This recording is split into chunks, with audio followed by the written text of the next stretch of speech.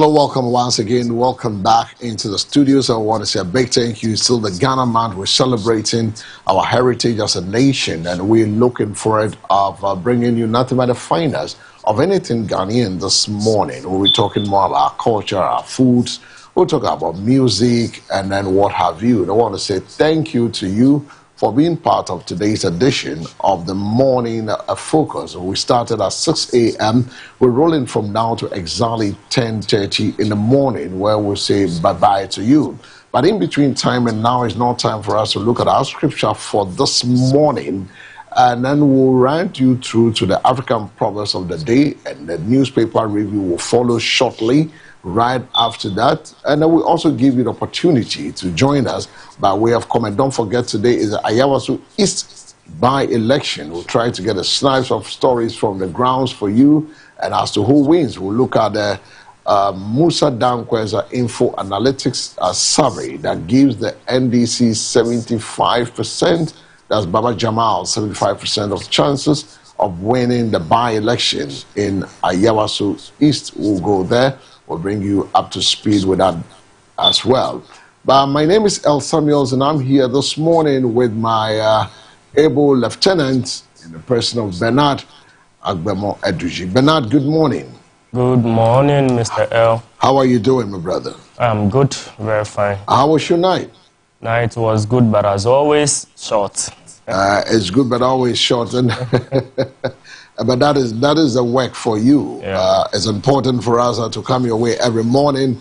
And I want to say a big thank you. Remember, our numbers on the screen is 053-715-8638 is the numbers. You can also share your thoughts with us concerning any of the topics or subjects we'll be talking about this morning. We'll try to get others to give us input. Don't forget, today's the International Women's Day. Lunch is coming off at the Labadi Beach Hotel. We'll get our team of reporters on the ground.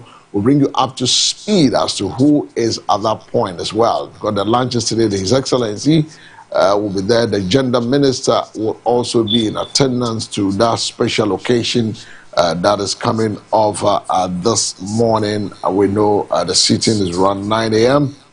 Later today. So be part of it, and I will bring you up to speed with us. So we're going to two places. We'll go to Labadi, and then we go to Ayawaso East. It's almost the same constituency, right? Mm-hmm. Yeah, we'll go to all those places as well and have that conversation around it this morning. I want to say a big thank you for joining us.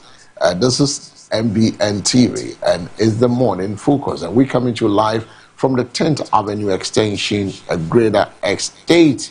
So the Minister of Gender and Children and Social Protection, the National Conference to commemorate the International Women's Day and launch of the National Gender Policy 2025 to 2034. The theme, Rights, Justice, Action for All Women and Girls. His Excellency Nana Jane Opoku Ajuman, the Vice President, will be there. His Excellency John Dramani Mahama, the President of the Republic, the First Gentleman of the Land, and also the Sector Minister, Dr. Agnes Na Momolate, who also doubled to be the MP for the Kroa constituency, and also the Gender Minister is today, Labadi Beach. We'll bring you the cities from there. We'll talk more about it when our team of reporters are on the ground to bring us up to speed with this. So we have coordinated conversations coming up this morning. So let's quickly do our scripture for the morning. Our scripture for the morning, we go straight to the book of Acts, the chapter 20, the verse 35, and I read from the Amplified. It says, "In everything I have pointed out to you by example, that by working diligently in this manner, we ought to assist the weak, being mindful of the words of the Lord Jesus, how he himself said, it is more blessed that makes one happier and more to be envied to give than to receive." Amen. And that is the word of the Lord. And what does real generosity looks like is the title of the message. What does real generosity looks like? And this is brought to you by the Maranatha Power Ministry International, adjacent the Lekma Polyclinic, Nungwa Adogon, is the place you need to be. Today is Tuesday, so there'll be moments of miracle where we all gather to pray to the Almighty God. Well, Bernard, that's the word of God for us this morning, Acts 20:35, reminding our viewers that moment of miracle is coming up exactly 10 a.m. this and every Tuesday at the Maranatha Power Ministries International, adjacent the Lekma Polyclinic here in Nungwa Adogon. So wherever you are in the listening range of my voice and you live in the enclave, please, we invite you to be part of today's gathering of the saints, and let's pray. Let's tarry before him and then let him lead the way. We are into a new month, so come, let's pray into the new month. Right. Yes, so this is what the Apostle Paul is reminding us of what the Lord Jesus himself once told us, that it is more blessed to give than to receive. And Apostle was adding something more, that we should help the weak. You know, the mighty should help the weak. I've listened to a man of God who said that the inequality we face in this world is as a result of the greed of the few who have. But if those who have will extend helping hand to those who don't have and lift them up, there will not be so much chaos, you know, and hatred and wickedness in the world. So, as the Lord Jesus said, it is more blessed to give than to receive. So, if the Lord has blessed you, try to lift somebody up. It is not only about money, right? You can offer mentorship, help the young professionals who are, you know, coming up, train somebody, dedicate. Yesterday, I was listening to a senior journalist, Nana Banamwa, and she was talking about a man who helped her when she was at BBC, how he took interest in her, nurtured her. You know, these are some of the things that you can do. You know, the professionals, the experienced, those who know, should assist those who are now coming up, offer mentorship. You know this mentorship thing. There are people you nurture, the current generation of people are not, their egos is above. I mean, it's some level you can't even describe. You want to mentor someone, then the little the person gets to know, then they feel that he's even on top of even the mentor. And that is where I have a problem. There are people that I've picked out of nowhere, make them who they are today, and even school them to be on top. But they see you to be small to their level. And sometimes I wonder, what sort of a society is this? So it limits you if you want to help others. You feel that, okay, if I will help you and then later became like a contention, then it's better I'll let you be. Which is not the right thing to do. Absolutely. But people attitude. Look, there's someone I got an encounter with when I worked with international media, and it's still there. We talk almost every day, and he watches. Funny enough, he watches wherever he is, even if he doesn't watch. After he go back to look for the tip for the day and go through it and tell you, this should have been this, this should have been that. Even at this level, you still want to make sure you stay on course and deliver to your viewers the best quality and the best of you. But you can do that to people now. It's important. You call them to tell them that, look, you're wrong. And then they take offense. It's true, but of course, funny. There are others you have also trained who appreciate. There are people, even up until now, will call you and still appreciate it for what you did for them, for how far you've helped them to aspire to their dreams. And they still want to support. They still want your support. They still want you to give them input. And I appreciate all those people. But, you know, in every society or in every group of people, you always have you have some nuts in there who would not even, they would not even want to say that they have you and the person who mentor them. There are people. I mean, I remember there was a workshop. I wasn't part of the workshop. But people knew the some of the people that I groomed were there. And then she had the opportunity to talk and make it look as if by design she conjured herself to get to that level. And the colleagues who were there picked the mic and said, no. No, we know you and we know the person that you are talking against, what he did for you. When everybody was even against you, he stood and said, no, we can turn it around. And he made sure he put you through. And today you've got into the international level. You're trying to say, nobody gave you a space. What are you talking about?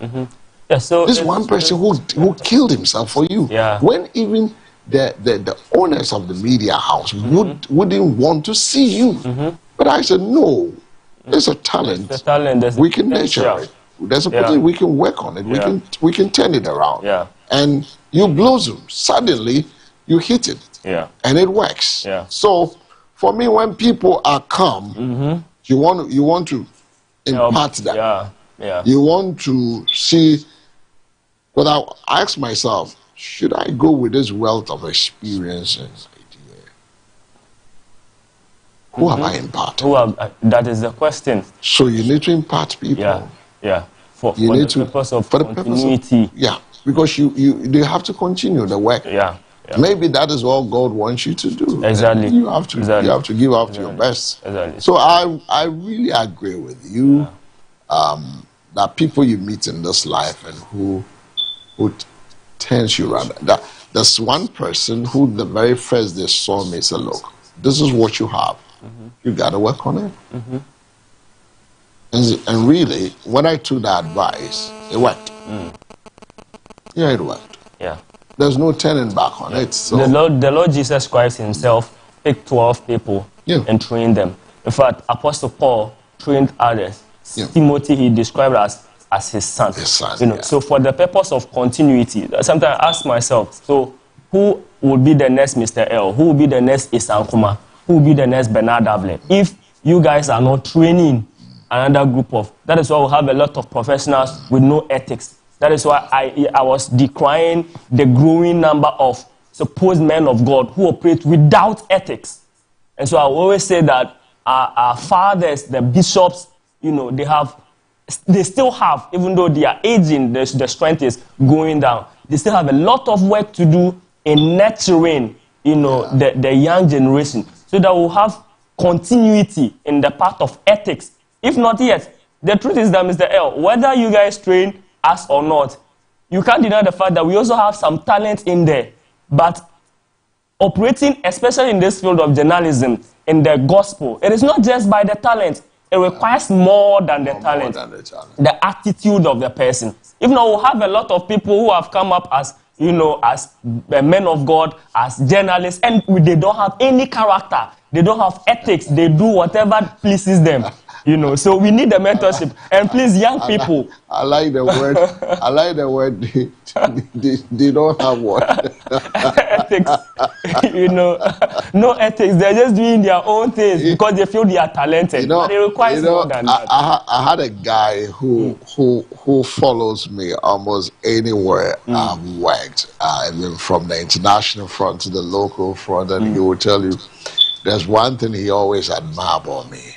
I can sit you down and just be watching you as if I'm busy working, but that you don't know that I'm analyzing your body language and your attitude towards you sitting and say, look at me whilst I'm doing it, because that is the areas I will be able to pinpoint and say, okay, he has patience, he has meekness, he's humble, and they wonder how I do that. And I said, I don't know, but when you sit in front of me, you'll be talking to me, but I'll be looking at you.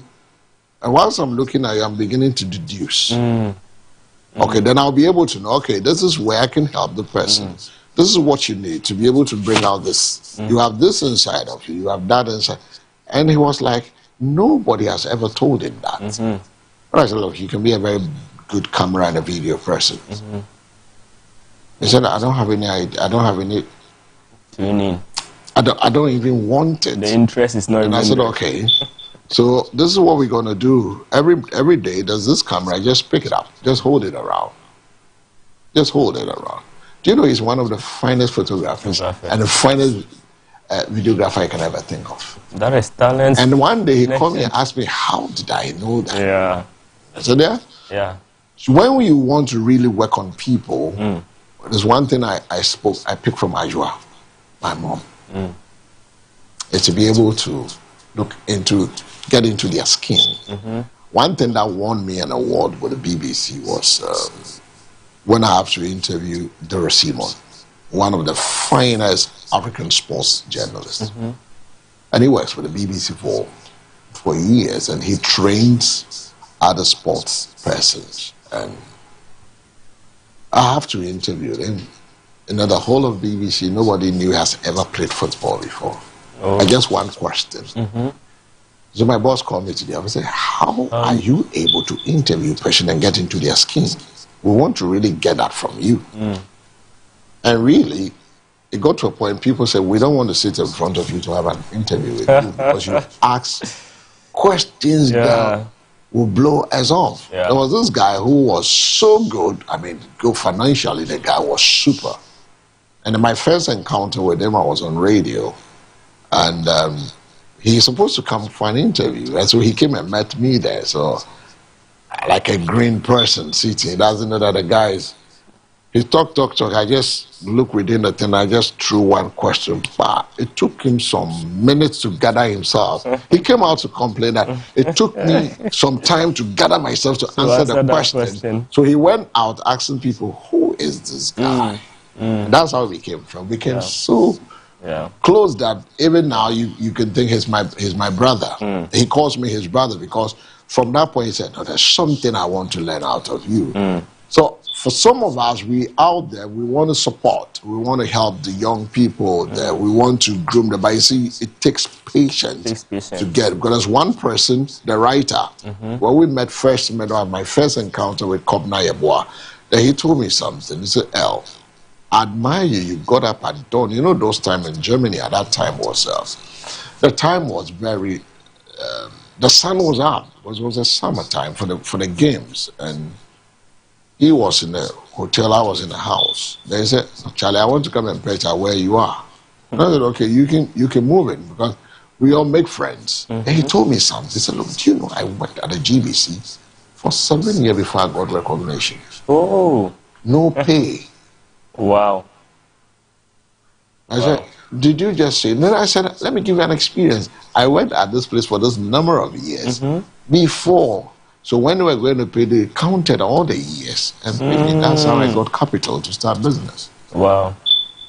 So people don't have patience. That's one thing I've realized. And it's like this current generation is like, money before I do the work. Yeah. Forgetting that, do the work, and then let the work give results, and the money will come. Money will come. Yeah. And that's one thing I came and that's one thing people do not know. A lot of people want you still with MB, and I said this I'm on a mission. I don't see it. I see it to be I'm on a mission. There's a part I need to play. There's something I need to do, and I need everybody within the spectrum to support the idea that look, we have to make it work. Yeah, we have to make it work. Until you know what you have, you can't turn it around to get what you need. So until we come to that realization, I want to have a brainstorming session with a team one of these days and get to teach them some few stuff that we need to be able to turn ourselves around. And I know that with what the Apostle Paul was admonishing us is to learn. So we want to ask you, what does real generosity look like? We need to be able to give ourselves. You know, sometimes it's not about the money, like you said. It's about giving yourself and your time. Even if it's about 10 minutes with a person, just do it. It will really help. But there are many people around us on a daily basis who are in need. People would bless if we took a moment to think about how we could help them. I have learned that true giving is not giving until I can feel it. When you feel your time, you give the person your time and you realize you've given the time and you feel it takes your peace. Giving away clothes and household items that are old and I'm finished with many, be a nice gesture. But it doesn't equate to real living. Real living occurs when I give something I want to keep. Everybody want to keep his or whatever he has. Yeah. But when I give something I want to keep, or I make an effort to give that will give aid to someone else, That thing that you want to keep. Yes. Yeah.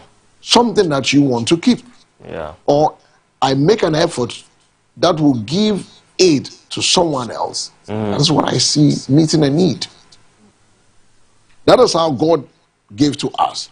When he sent Jesus to pay for our sins, he gave his very best. Very best. God gave us his only son when he loves us. So what will love cause us to do? Can we at least be inconvenienced or uncomfortable occasionally in order to help someone in need? That's my question for you this morning. If you're having difficulties to do that, I want you to pray with us this morning. I say, Lord, thank you that your mercy is greater than yesterday's mistakes. Help me release the past, ignore the enemy's lies, and press forward into the new beginnings you have for me today. Amen. Amen. If you pray this prayer, I invite you to be part of the gathering of the saints this morning, 10 a.m. This and every Tuesday. It's called the Moment of Miracles at the Maranatha Power Ministry International, adjacent Lekma Poly Clinic, Nungwa Adomo. It's a place to be. Come, let's lift up our hands and lay down our crowns and let God be God. Thank you for being part of today's edition of the scripture brought to you by Maranatha Power Ministry International. In that order. Interesting times are with us. You know, as we sit, you know what is happening? Somebody is trying to toast me. Somebody just sent a text. Can you be my mentor? Well, if you really want to study, you really want to know something, it's 05523 If you're able to pick this number and you send a text, I'll answer you. Trust me, I will answer you. No, people always said, I'm always cool with everybody. Yes, it's good to be cool with everybody. Yeah. I live as if there is no tomorrow. That's how I live. Because I wouldn't know when Jesus is coming. So I'm always prepared to be as good as I can. I don't want to soil my garments. So I want to be as good as I can. My uncle will tell you I've got into an age that I don't want to lie anymore. So I do the right thing. Because at this age, what am I going to lie? To get what? Yeah. No, I do the right thing. Yeah.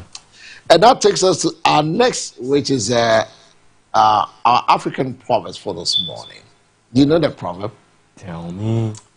Where are we going? Today we're going to the farmlands. Okay. The farmland says, when the okra is ready, the pop will split.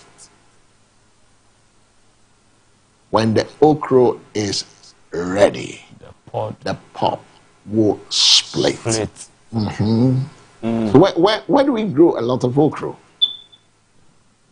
I know some people in the eastern region. The eastern region will tell you they have a lot of okra in the farmlands of the Krobo lands, and then you get a lot of okra in there, right? So he said, when the okra is ready, the pop will split. What does it mean? This one is deep. Is deep? Yes. Okay. When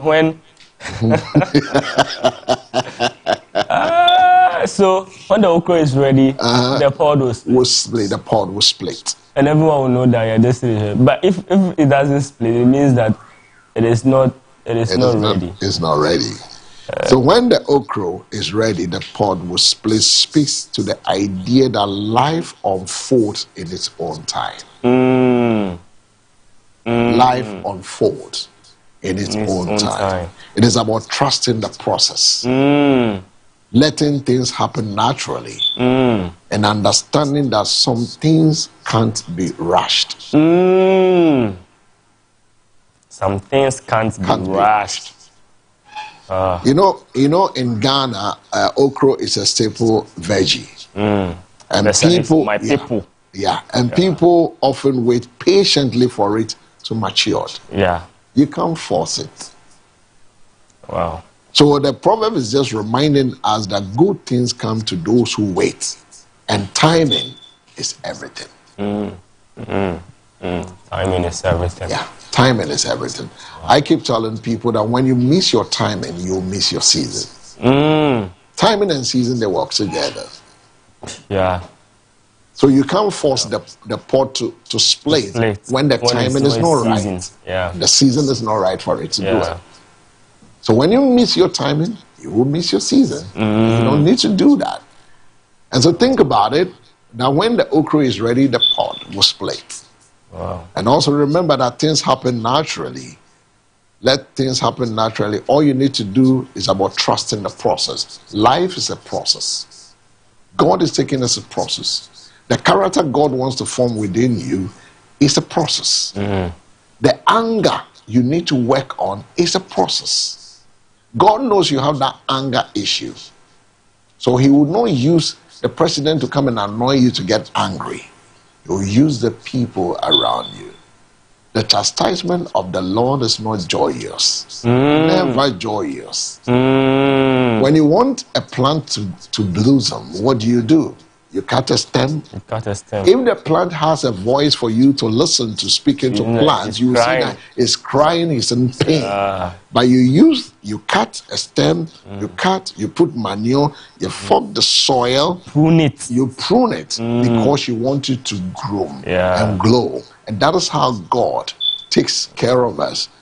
It's about the process, trusting the process and allowing things happen naturally. And understanding that some things can't be rushed. I believe we've made some sense with you this morning. Yeah. And I know that you take it easy on yourself. Don't be too hard on yourself. Follow the process. And that the Bible said, in God's time, all things are made beautiful.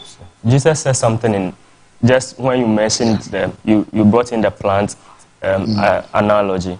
In John chapter 15, right, Jesus says that he is the vine, we are the branches. We are the branches. The branch that bears fruit remain. He prunes it so that to bear much more fruits. You know, and I was telling somebody that pruning, is not romantic. Pruning is cutting. You know, so it's you feel the pain. You feel the pain. Let me give you an example. When your boss is correcting you so that you do the right thing. When your boss is not lovely. Looking into your face and throwing that jive to you, he might be wrong. But there's something God is teaching you. The word patience. Patience is a fruit of the Spirit. Then you get so angry. You pissing me off. Who is pissing you off? Learn to work on your anger. If you can control your spirit, look, you are mightier than 1 million soldiers. And what Jesus said really struck. He said that the branch that bears fruits, it is the one he prunes. He prunes. So sometimes you're like, but I'm giving my best. I am doing this. Why am I the one? It is because they might have seen something good in you. There's some capacity in you. So in order to make sure that it comes to full efficiency, fruition, they need to cut the unwanted part of you off. So that you become whole and bear much fruit. It is the perfect analogy Jesus gave. And I always, whenever I am being corrected and I feel hurt, then I go there. The branch that bears fruits, he prunes it. And pruning it, and you're lovely. They cut you. You feel hurt. You feel angry. But it's for you to bear fruits, much fruits. But he does it on purpose. That is why you need to be intentional about life. You should have a plan. You should have a vision. You should know where you are going. And I keep saying that until you begin to know the capacity of the people you work with, don't take people for granted. No. I was lying down 2 weeks ago, I was praying, God, why am I here? You know what God said? I brought you on a mission.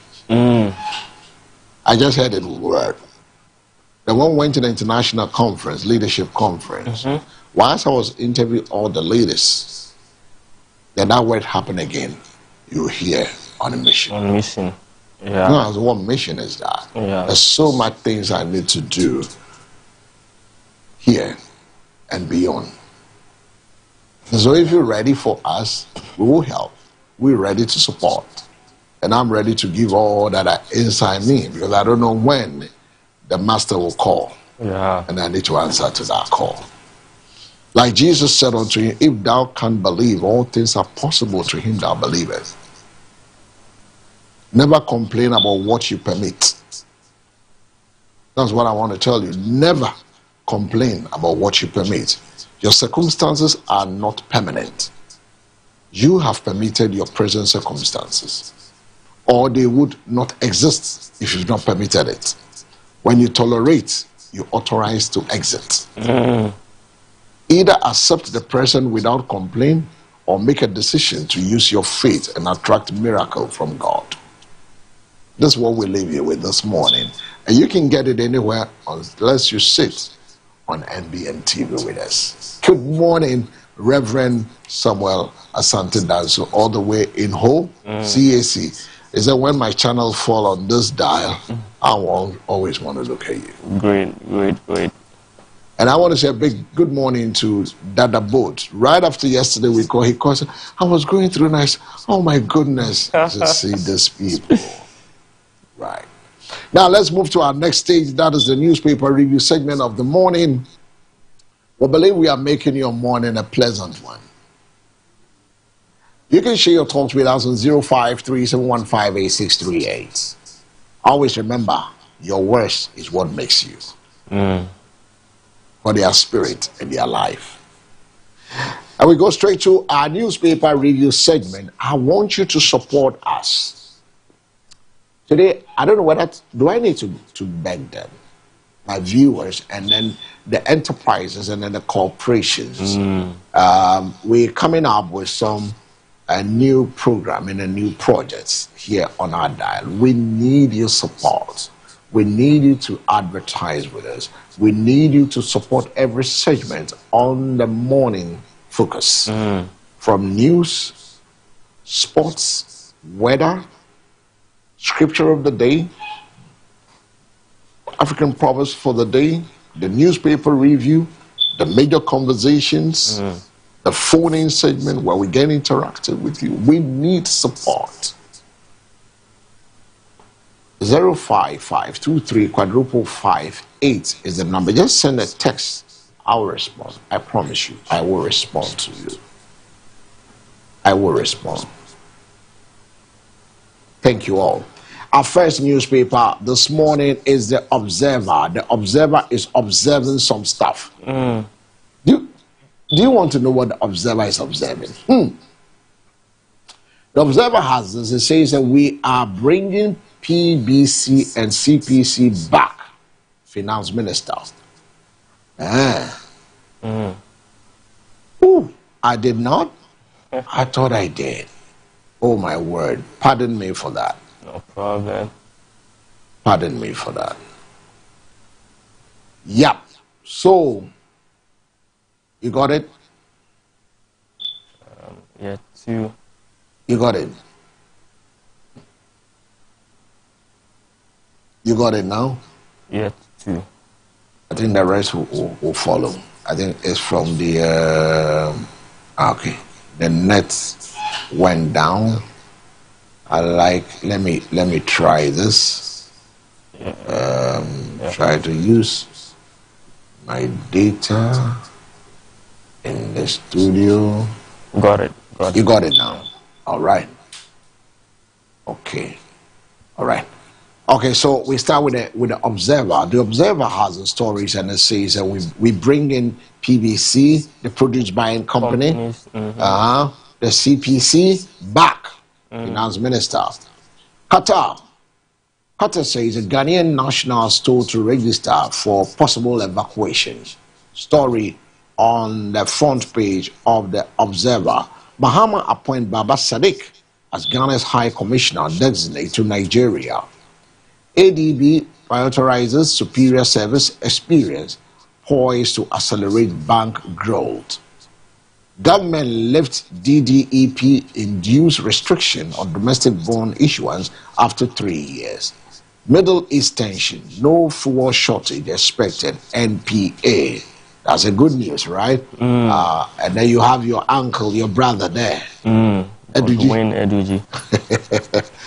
So those are the stories on the Observer newspaper. Let's do the Daily Post. They have a very interesting story here. Ex-Cocobot CEO Joseph Boaheni Edu sneaks missing car back to Cocobot after using it for 14 months. Oh, Jesus. Lodina Foundation gives a Sukoko community a maternity and children's health facility. Has this nice edifice on the front page with a beautiful First Lady Lodina Mahama. President Mahama officially opens the 2026 judicial year of the African Court on Human and People's Rights. Comes with a picture of His Excellency John Dramani Mahama. These are the stories on the front page of the Daily Post. All right, so let's do some business this morning. I love to talk about money this morning, and the paper that allows us to talk about business and startups is the Business and Financial Times newspaper. And it's a First Bank appointed Rosie Eben-Atta as acting board chair, smiling there. From friction to alignment, bringing the GX-GZ leadership divide. Generation X and Generation Z. There's a U.S.-Israel-Iran conflict. Consumers want to brace for possible fuel price hikes. Page 2 has a story. Leshego Group CEO meets with regulator. FinTech. Leshego is a Botswana-based company working here in Ghana. Zen Petroleum honors 16 deserving retailers. Page 3 has a story. Government signals return to long-term borrowing. DDEP restriction expire. Page 3 of that story. Details is on page 3 of the Business and Financial Times. From the BNFT, let's do the National Enquirer. Julius Debra, no rush on 24-hour economy policy implementation plan ready. He says that there's no rush. The implementation plan is ready. Bank of Ghana reports record 15 billion Ghana cedi profit for banking sector in 2025. Rebuttal defense at Tubuatin's Cocobot appointment dismisses conflict of interest claims. Mahama eyes economic war chest as gold prices surge. That is some good news. Baby say na baby su ye ye o. Now it's about 5,388 per ounce. People are moving from the use of the dollar to use of commodities. No, but the point is that I keep asking myself, it's a country that we run on gold. It's a country, look, even with the galamsey, from the demo I had, even from Galamsey, and some survey I was reading over the weekend, and we've not even tapped a quarter of what we have. No, we have. And we are just destroying things like that. Yeah. We've not even did a quarter of what we have beneath. Yeah. And they say that gold belt is from the south right down to the north. To the north, yeah. All you're asking for is sustainable mining. I mean, doing responsible mining, not to destroy the ecosystem. Yeah, is what we are looking for. And I think we have to give our people training. Yeah, I was saying that growing up, I know there was galamsey with our older folks when you go to visit your uncles and your aunts. You are going. But you don't hear this depleting of soil. Now technology. So instead of using technology, we are rather using bulldozers to destroy things. I mean, it's wrong. There's a whole lot of technology we can use, and we should shy away from destroying our ecosystem. For me, that is not the best way to go. So yes, as the war is ongoing, the war between Iran and the United States and Israel on one part, the people are moving from the use of dollar to embrace commodities like gold. which is accounting for the rise. Prices are shoot up. Yes, the surge in the price of the commodity on the world market. 5,388 per ounce as I checked yesterday. Wow. You know, I normally check the stocks before I go to bed. Wow. I have some interest somewhere. Oh, okay. about when it matures, remember me. Anyway, no panic. There is enough fuel in stock. NPA assures Ghanaians. Gbawe Kwate family installs new family head. And the last one here, TOR positions itself for sustainable aviation fuel production under ICAO and GCAA initiative. Comes with a picture of the CEO or MD of TOR here. These are the stories on the front page of the National Enquirer. From the National Enquirer, let's do the catalyst. The catalyst is President Mahama declares Ghana is back as economic indicators rebounds and reforms deepens. Ghana is back. Standing before the 9th Parliament on Friday, the President, John Dramani Mahama, delivered a confident and a forward-looking message on the state of the nation, declaring Ghana has entered what he described as a take-off phase after navigating one of the most turbulent economic crises in its recent history. Page 2 has a continuation of the story.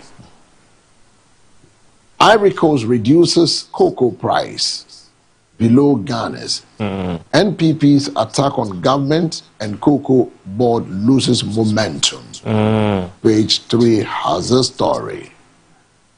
Mother and 3 sons drawn in abandoned Galamsey pit. When I saw the story yesterday, I said, what's going on? You know, he saw the sons fighting, battling for life, so she also tried to go save his children. That's it, all 4 of them are gone. So you see what our Galamseys are doing to us. Lodina Foundation gives the Esum New maternity, Esum Koko, right? Esum Koko new maternity and children's health facility. Story on the Catalyst newspaper. Let's do the Dispatch newspaper. Government's approach. You want to dispatch us this morning to where? Government's approach towards the 24-hour economy policy prioritizes planning over haste. That is the Chief of Staff, Julius Deborah, speaking. We hope that after the long planning, we'll see some good vibes, good implementation. We want to see. Yeah. So the U.S., Iran, and the World Cup. See pages 2 and 10 for the story. The U.S., you know, Iran qualified for the World Cup that the United States, Canada, and Mexico are hosting. Want to see how things will unfold. Just few months to the start of the World Cup, 3 months. President Mahama calls for direct access to African Rights Court. The last one I will take here. President Mahama again praises IGP Tete Yohonu, that was during the State of the Nation address, for recent arrest of criminals. Yeah, almost every week we read stories about crackdown on criminals by the Ghana Police Service. Indeed, Crackdown. They deserve some commendation. Stories on the front page of the Dispatch. So after dispatching us, let's do the Searchlight. The Searchlight says effect of international crisis on Africa. Mahama confesses. Story on page 2. Tragedy as Ahafo as 9 illegal miners perish in Tontochrome mine collapse. Ghana left 3 years moratorium on domestic bond issuance. Fuel prices could rise if Middle East conflict escalate as SEPA boss. Story on that. Then it says, oh, then the Daily Searchlight TV says, oh God, now I confess international wahala can promote Africa. Oh, politics will always find itself everywhere. But let's be honest, President Mahama never said we are not affected by. You see, Mahama is I remember the Ezra administration when they said Ukraine. Come the end, Russia, Ukraine war, coronavirus. Then the opposition will say Russia and Ukraine has nothing to do with your I heard one. He said, it cannot affect us. The bombs were landing in Ghana. Then, now, the satellite says, the Daily Satellite TV, you see the president on his knees with a cross, and in front of him, he said, oh God, now I confess, international wahala can promote Africa. Politics there. All right, so those are the story on the Daily Searchlight newspaper this morning. From Searchlight, let's do the daybreak. Middle East conflict could hurt African economies, according to President John Dramani Mahama. Restore dignity of Brigadier General Annan. Government lifts DDEP-induced restrictions. Comes with a picture of the Minister for Finance, Cassel Atuforsin. Armed robbers at sea expose gaps in Ghana's coastal security.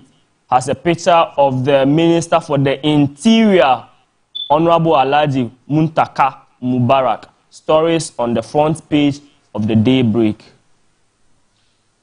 Then we have the Hawk newspaper. The Hawk kept flying, and we have the Sector Minister for Communications, Digitization, that's Sam George, 20,000 laptop deal. Raises procurement red flags. Is it coming up? I don't know, the procurement red flag.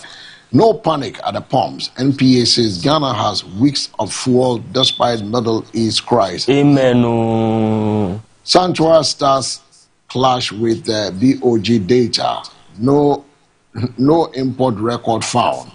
IGP get presidential thumbs up like that. Yeah. Boyjuma. And I know Boyjuma the one. He said Ashanti emerges Galamsey capital. Wow. Hands over half of the total forest destruction. And it's shown on the Hawk newspaper. Okay. From the Hawks, let's do the business analyst. Central Municipality. Enya Sotum, or is it Anya Sotum, whichever way. MP donates medical equipment to health facilities, of course. How did they come by the name Anya? Anya should be related. Sowutum. Sowutum. Hold your gun. Yeah. But it means something different there. Huh? Yeah. It means something. I know some balance for it, isn't it? For those of you watching, you know what I mean by that balance. Yeah. It says gun, or just gun. So wow. So he donates. I think that is Mr. MP Honorable Emmanuel Tobin, the brother of Tobinko. Yes, of course. It's in the right direction. Nebra industry donates medical equipment to health facilities. Mahama urges AU member states to strengthen African court. Ghana falls 7 places in global mining investment attractiveness report. Ghana moves beyond DDEP as domestic bond market reopens. Comes with a picture of the hardworking Minister for Finance, Cassel Atuforsin. Stories on the front page of the Business Analyst. Is that it? Yeah. All right, so we do the Daily Guide newspaper this morning. The Daily Guide says the court throws out Ayawaso East by-election shield. No mining pit collapse at Manso Tonto Chrome. Youth. 3 arrested for lynching man at Lashibi. No plan, no cash bill laid before stakeholders. Produce 600 million recovery information. Lawyer to Iyoko. Daily Guide. From the Daily Guide, let's do the Daily Graphic, the mother of all newspapers. Government can now issue domestic bonds. DDEP-induced restriction lapses. There is some good news out there. Ayawaso East goes to polls today to elect a new member of parliament after the demise of their former member of parliament, Mahama Nassar. No plan, no cash. Bill to tighten fiscal discipline. That is according to upon Kroma, no plan, no cash bill to tighten fiscal discipline. Means that if you don't have a plan, no, there's no way we should give you we won't give you the money. And I like that from the minority. Yeah. I know for this one, we'll say minority. Yeah. Says that it will tighten fiscal discipline. Ratifying the African Court Protocol, Mahama is urging African leaders, you have nothing to fear. Just ratify the protocol and let's keep going. Stories on the front page of the Daily Graphic. The archives has the story. Remember the story that came out and said a peace collapse in Tonto Chrome. 9 people lost their life. But the youth there are saying they are demanding an apology by saying no mining pit collapse at Mansun Tonto Chrome. Angry youth clarify, demand apology. Teachers posted to rural areas to get 20% salary top-up. Good one. With a picture of Dr. Clement Apa. Good one. This one is good. Yeah, they're good. Remember, we spoke about incentives that will make people, so we can get that leverage, that equal playing ground for both the medical field and then the teacher training, for especially for the basic levels, to be able to rise, bring them to that power with the urban centers. 20% salary top up is good. 20%. It's good. It's good because I'm a victim of village posting. Because baby, I woman as until age 8, now me who light put that. So village. When my dad finished training, that was where he was posted. And me who light, then maybe 8 to 9 years. So I'm who black and white TV. Oh my goodness. So viewers, I am fancy my bro. Funa nyame no mo start here. Mo me nim kakra. So I think it is good because look, it has effects on the families of these people. You know, raising your children in such remote communities, they don't have access to good schools and all of that. Provide housing and other stuff. Housing and other things, At least this will serve as incentive for them. I remember where I did my service was a remote area, right? And then when I finished and I want to leave, they didn't want me to go. They want me to stay for another year. It's not easy because for the first time in that district, I went in. They had good grades, and most of them almost all of them are secondary schools, school of their choices. Wow. I don't like really. I don't know whether it had effect on me. Yeah, psychologically. Psychologically, so it's the reason I avoided teacher training altogether because the places my dad worked. Oh no, kudos to all the teachers who have accepted posting. God bless you so much. 20% is on the way for you. And then the archives has the story against a mother, 3 children drawn in abandoned Galamsey pit. Fanta jail 25 years for robbery at Manso Krasil, so is also there. Save Born Africa donate 100,000 to Ghana Medical Trust Fund. Executive Chairman Hills 100% tax incentive. Nordina Foundation hands over ultramodern maternity and children's facility to Esu Koko. That is on the archives newspaper. Let's do the Chronicle. Premix managers enforce financial discipline. 545,000 Ghana cedi accounted for in the central region. Shell retailer confirms fuel contamination at Atimpoku. Tonto Chrome youth deny alleged mine pit collapse in town. And let me do the verse, the scripture for the day, Revelation chapter 3, verse 19. Those whom I love, I rebuke and discipline. It's like today the scriptures and then the we call it the African proverbs are working together. So be earnest and repent. This is the verse for the day and stories on the front page of the Chronicle. And I think the Chronicle happens to be the final newspaper, right? For the morning, or there's some other newspaper there.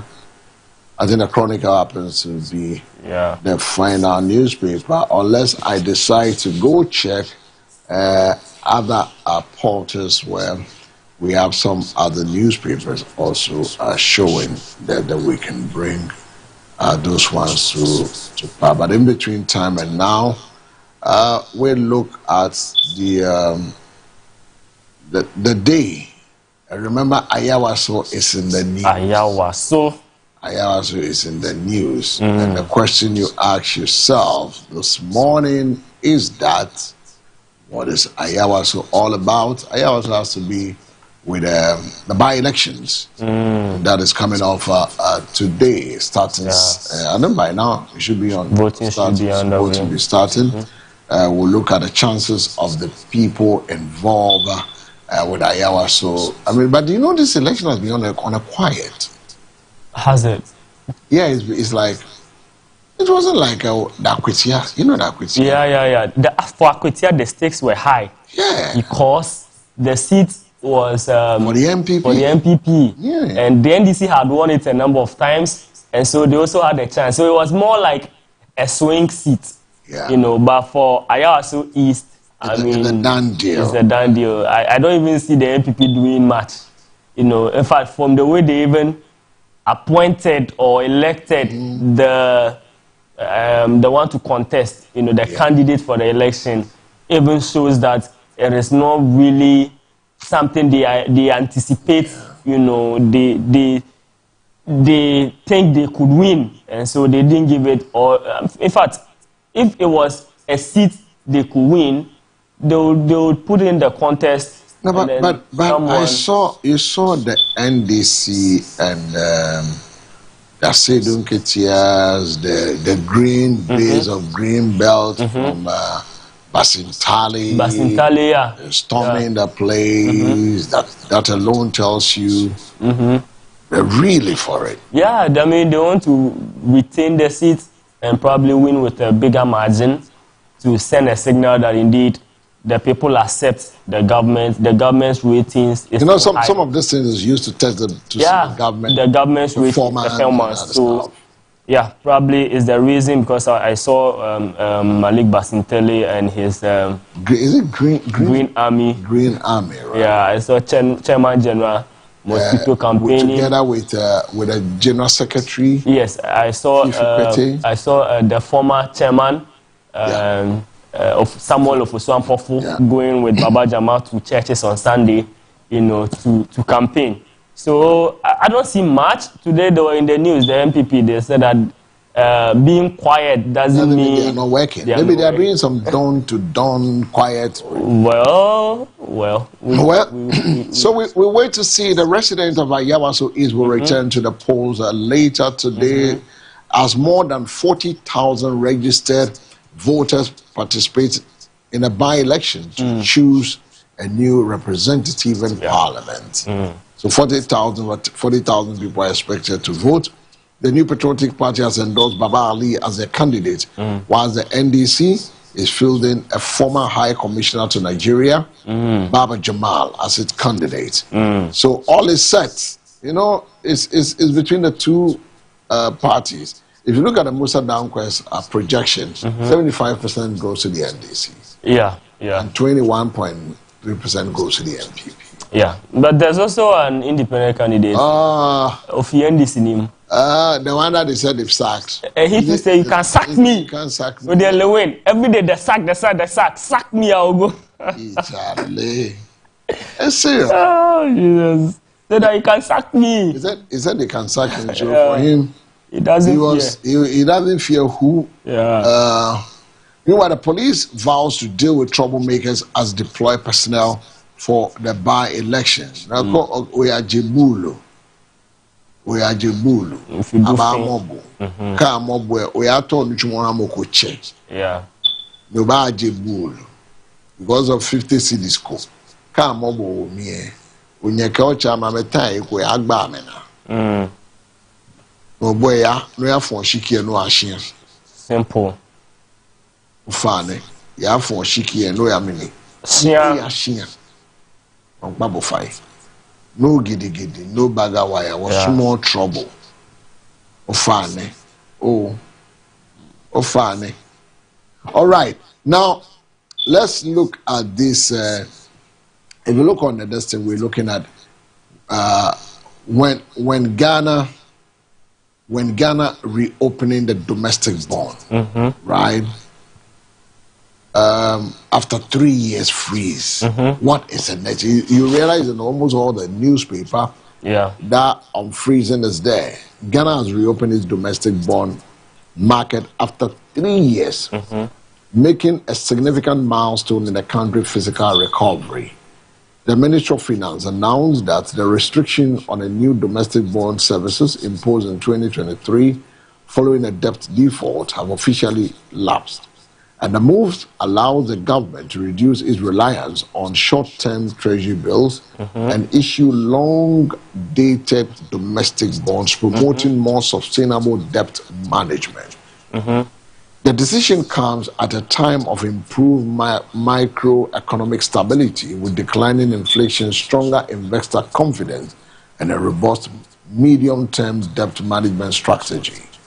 The government has honored all coupon payments and obligations under the restructured bonds since 2025, demonstrating its commitment to fiscal discipline and responsible debt management. Now, the question you ask is, what are the implications of Ghana reopening of the domestic bond market for the economy? Now, the big question we need to start asking ourselves. Yeah, of course. This will help the government to raise, revenue domestically, without having to resort to international borrowing. And like you mentioned, they will move from the short-term T-bills, 90-day, 180-day, 360-day bill, to long-term, financial, what's the name, funding. Right, so and this is to help them with a long-term fund. Yes, and also be able to maintain some physical discipline, management, debt management. Exactly. I mean, it's also an opportunity for investors, who are not too comfortable with T-bills and all of that, to be able to invest in, government bonds. So it's a good thing. I am happy that the Ministry for Finance, the government have been able to, honor their obligation, by paying all the interest and all of that, and maintaining fiscal discipline, so that we could come this far, so that to be able to issue bonds for people to subscribe to them. So it's a good thing.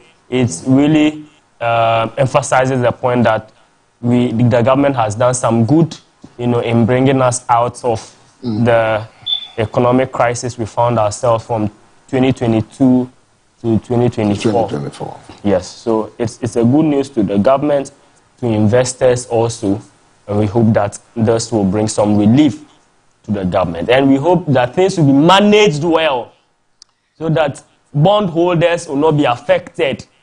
In fact, we shouldn't return to where we found ourselves in 2022. Did a haircut? Well, I don't know whether it's a back bush or down. So that when people are putting their money, bush, or they call it, what is it, down pelele or whatever. We had all manner of things. You can't pay the day and all of that. We had things more. There will be no haircut. There's no haircut.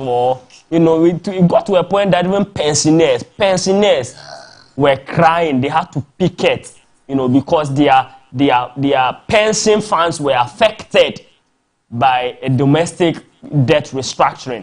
So we hope that we will not have to return to that point where we have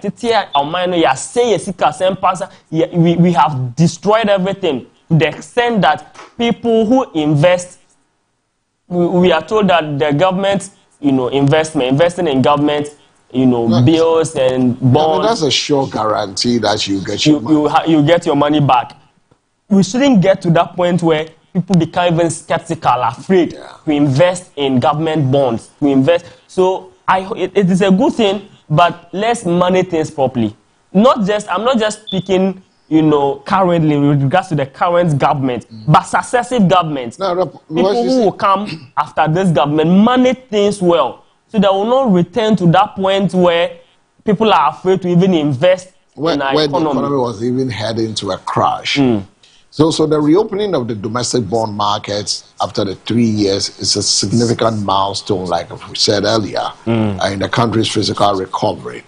The question was that what will be the implication? It will reduce reliance on the short-term treasury bills. So government can now issue long-dated domestic bonds, reducing its dependency on the short-term bills and minimizing the rollover risk. It will also improve debt management.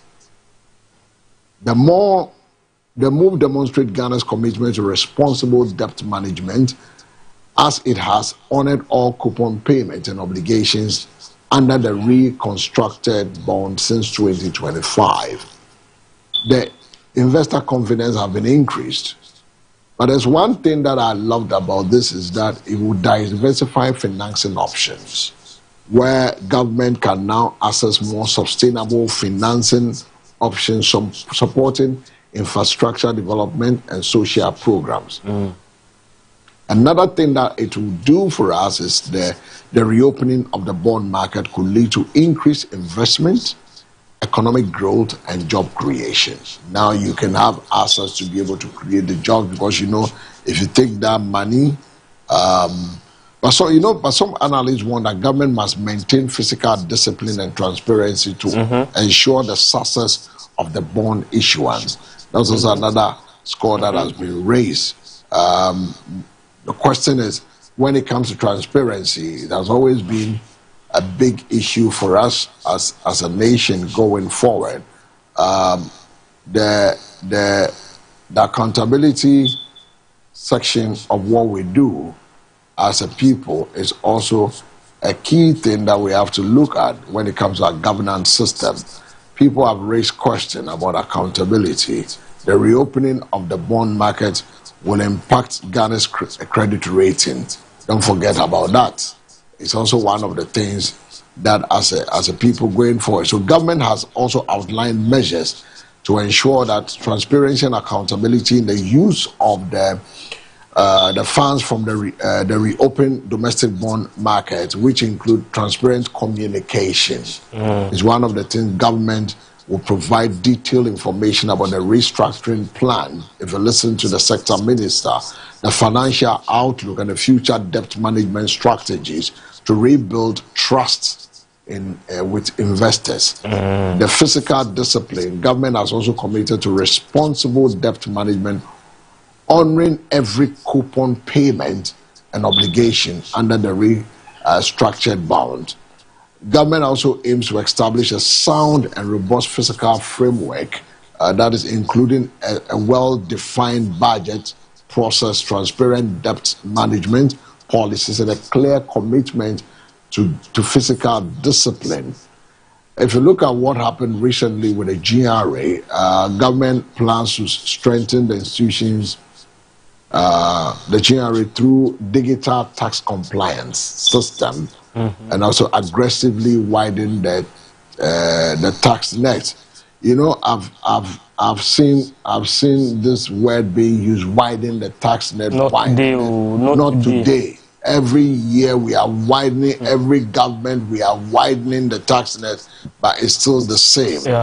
I believe that government will also link budget allocations to measurable outcomes, like we have data to back everything, especially in infrastructure, health, and also education, to enhance accountability and value for money.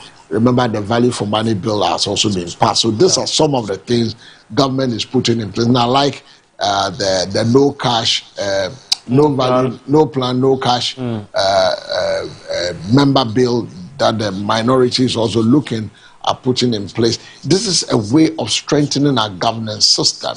If we are able to put all this together, trust me, these measures aim to promote transparency for us. Put all this together, not just transparency but accountability. Accountability, certainly. And also it brings that fiscal discipline in the issuance of funds. People don't just use things because they want to use it. Sometimes budgets will be given, then we go and do things outside the budget and get some other debts as well. So if we are able to keep all this, the minority said the member bill, this is what we are seeking to do. so that it will strengthen our governance system. Yeah. People don't just go and do things and say, we'll bring this bill. You say you want 1 million. That's the estimate you give it. We give it a 1 million. Don't go spend beyond the 1 million. Yeah. If you think you need addition, come back. Explain why you need the addition. With all your receipts, we'll go past this level that people are crying, yes, foul, left, right, center. It will not really help us. So for me, I'm excited about this. 3 years, right? 2003. Yeah. The band came on. And if today we've lifted it up, we said, glory be to God. Yeah. We try to get our people on the ground to talk with them to find out what is really happening at Ayawaso. So when we get any of them, we put them on screen and we start talking, and then we fine-tune ourselves as to what is going on. So the Ghana reopening the domestic bond, that is the first issue we looked at, but the issue of this Galamsey crisis, will it ever leave us? We can fight it.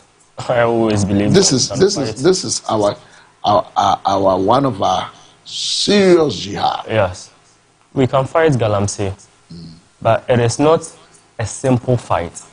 Yeah. I believe that fighting Galamsey requires more than sending security persons to man Galamsey pits, to start people from to arrest people. I believe it requires more than that. Yes, that is one of the first things we need to do, to clear them away. But if we don't put in measures, we'll clear them, they'll come back. They'll keep coming. I mean, in fact, we've even heard that some of the security persons are influenced. Oh yeah, they are influenced. Hey, so some of them even have concessions. Oh yeah. You know. So I believe strongly that fighting Galamsey requires more than that. That is an important part of it.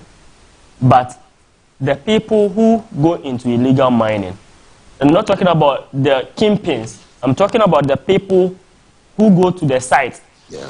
You know, in the Kibi area, there are terms for it, Swagum and Koli Koli. There are the people, the ordinary guys who go there. What is the plan for them? Are we putting them into skills training? Yeah. Are we putting them in schools? Are we helping them acquire skills to become economically, profitable? They can take care of themselves and their families. Are we doing that? So I think it is one of the most important. When President Mahama said that, I think the former administration was doing something like that. They were training, when they sacked them, they were training them, giving them skills so that they can do other things. No, but the point is that if you give them skills, you don't create the jobs. Right, that is another part of it. And one thing I like, we spoke with the spokesperson of Edu Chum. They have some brilliant ideas. Yeah. Also, how to tailor the stand with, because if you look at the number of people who leaves our senior high and the number that goes to the university, majority, about 70-60%, find themselves in the Galamsey. In those rural enclaves. Yeah. Okay. How do we get them out? Give them skill and create the jobs. Give them skill, create the jobs. We cannot take it off, but we can minimize it. We can minimize it. Exactly. For me, I know we can take it off. Yeah. We can minimize it. And once you give them skill and you give them concession, they will remain responsible. Yeah. And the question, so we are saying that don't go there. I mean, there was a day that I had a little bit of a banter with a caller. So, and I think she was right. We are saying that they shouldn't go and mine. So if they don't go and mine, what should they do? That is a very important question. What is the alternative? What is there for them? What can they do? But they can't do anything if they are not educated. They can't do anything if they are not trained. So you need to give them. So we need to school them. After that, give them skill. After that, create the enabling environment for them. Something to do to strive. Even if it's going to do it, it will not have that ability to do beyond certain hours. So it will minimize the impact. You said something that there were people who were in Galamsey, but it was not destructive as it is. It was not in this large magnitude. It is because the population of the country was low. The number of unemployed people was not that high. But today, Mr. L, as we speak, in fact, when you look at when they are doing this recruitment into the various security services, look at the number of people who queue. In fact, just recently, when I think one of the security services, I don't know if it was a police or immigration, when they were going through the process before they decided to decentralize, how people, the stampede and killed a number of people. Just imagine. I am even of the opinion that it is not all the people who buy forms to enter the security services who genuinely have the desire, the interest to work in those services, but because there are no jobs. And so they feel like, oh, and then my men here, because I mean, for that one, the ones you're able to go to. And it's the reason people are exploiting them. You have to pay, people pay 20,000 cedis, 30,000, 50,000 cedis to be recruited into these services. So the availability of jobs, the population is increasing. The number of unemployed people are increasing. And if the person will go to the Galamsey site and have something to eat, they will do it. So that is why I am saying that it is not just about going to sack people, sending military persons. People mine even in the night. People mine deep in the night. The point is that we have forgotten that government upon government, we all doing the same thing and trying to get different results. Operation Come Live. What was it? Was it not the same thing 9 months is doing? It's the same thing we're doing. And we think we are making impact.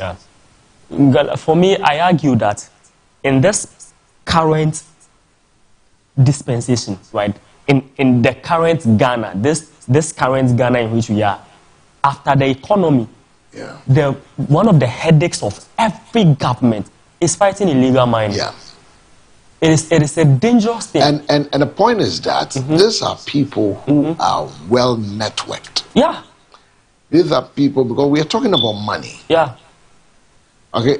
If you go to Congo, DR, because of copper, and you see the way people lose in their life. You know, sometimes I wish our people will go to some places and see the scars and see the injuries and see the murders just because of this thing. Of these things. We will take a second look at our nation. Because look, what we're doing, even now we are importing water, but a lot of people don't know we're importing water. Mr. L, you see, it is not as if these things you and I are talking about, it is not as if they know. They know. But the question is, man, maybe that's so the most important thing is that is what I'm saying. How to feed. If you look at the ideas from other people, people that have been in mining for years, what should be the way forward? What do we do? Because the community, this is their livelihood. They grew and met this. Okay? Their fathers were doing it, but not to this large levels where destruction has come in. They all have some basic concept. Even we have some churches who have land and they are mining. Great. Then nobody says don't do mining, but we should do it in a way. So what do we do? Okay, this community, this is what they do. Let's give them good training, give them good concessions, make sure that's why I think the experts have the community mining stuff. Give them the school. Those who want to continue with the school will continue. Those who want to still stay there and do their stuff will stay. You can even get people that can come out after the school. They said, okay, now let's create our own companies and do mining and do it responsibly. Nobody is saying anybody should do mining. But the illegal aspect, when we're going to now destroy our forest belts, the ecosystem, the water bodies. I told somebody very soon we'll start going into the sea. Because you see, all these minerals we are fighting for, do you know 89% is in the sea? So now we'll go mine the sea now. Because oil is in the sea, right? So we'll go mine the seas now. Is that what we're going to do? Because now we are encroaching on any land, eating into even buildings.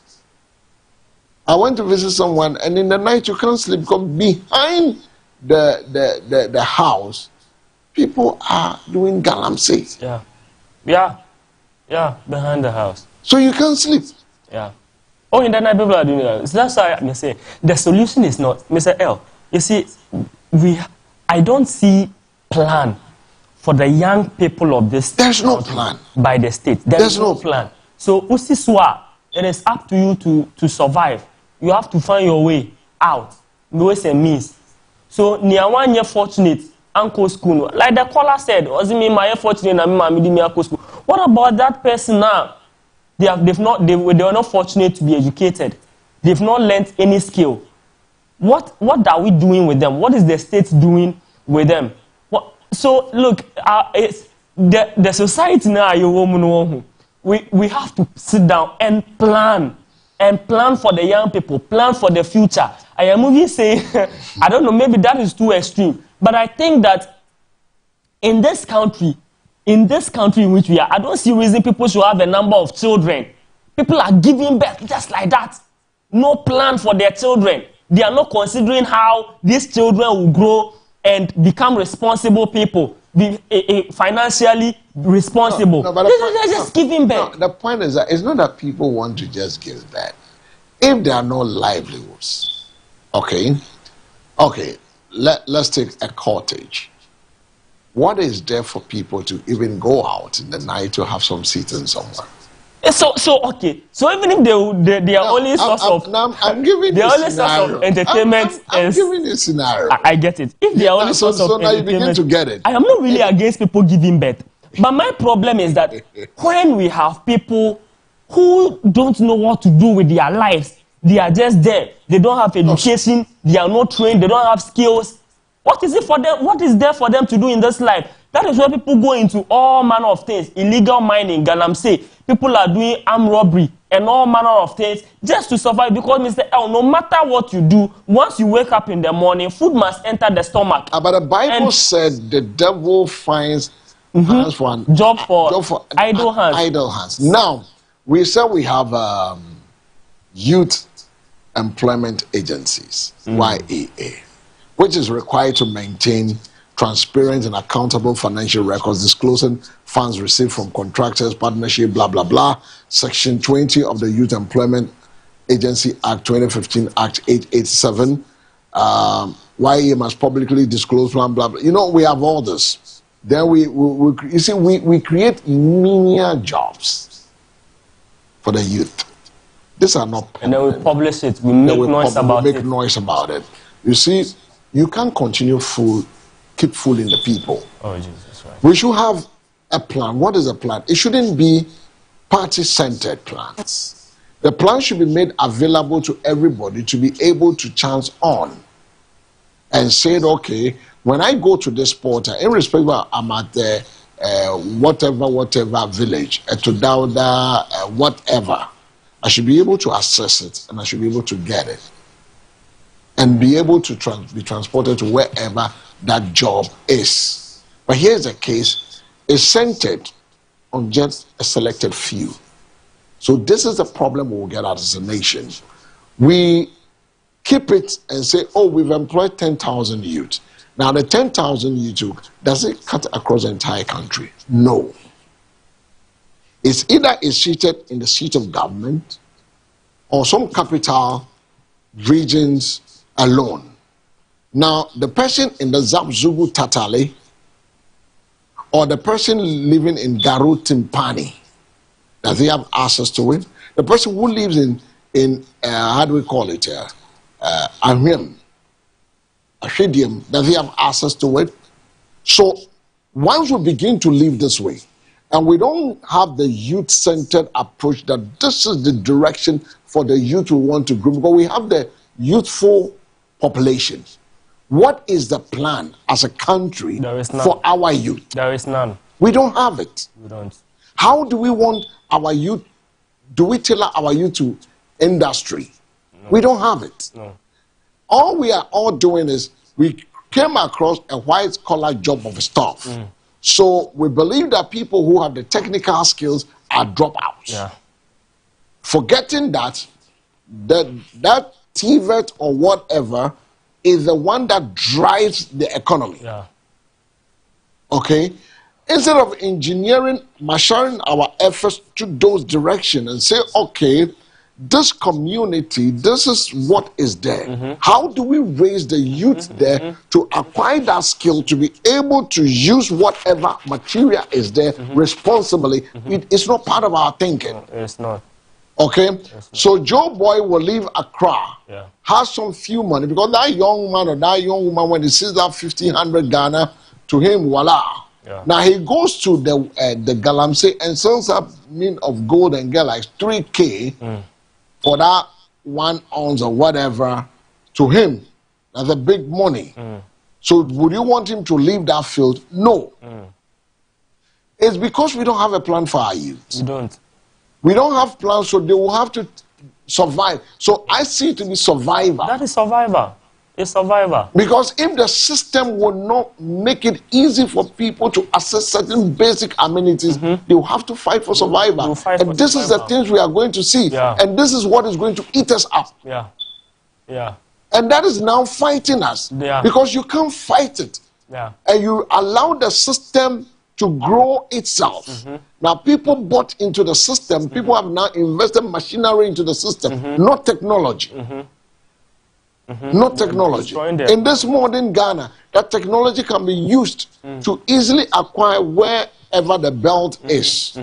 And what to do to be able to mine without destroying the environment. No. Yeah. So they always have to find a way to survive. Yeah. And for me, I don't blame them. I blame leadership. It all boils down to leadership. Leadership has brought us this far. And leadership is sitting aloof as if we are fighting. We are always firefighting. Yeah.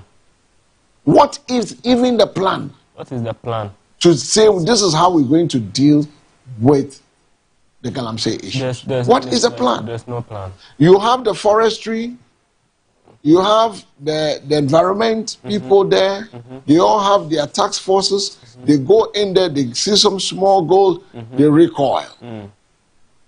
We don't. Now you see assemblies now giving people license to go and mine, pay tax and go and mine and destroy the earth the more. General revenue. There's no plan. I mean, we have not planned as a country, and it's one of the areas where you can easily see that this is a people without a plan is in employment. Yes, because people grow up and they look. There's no plan because look, year in year out.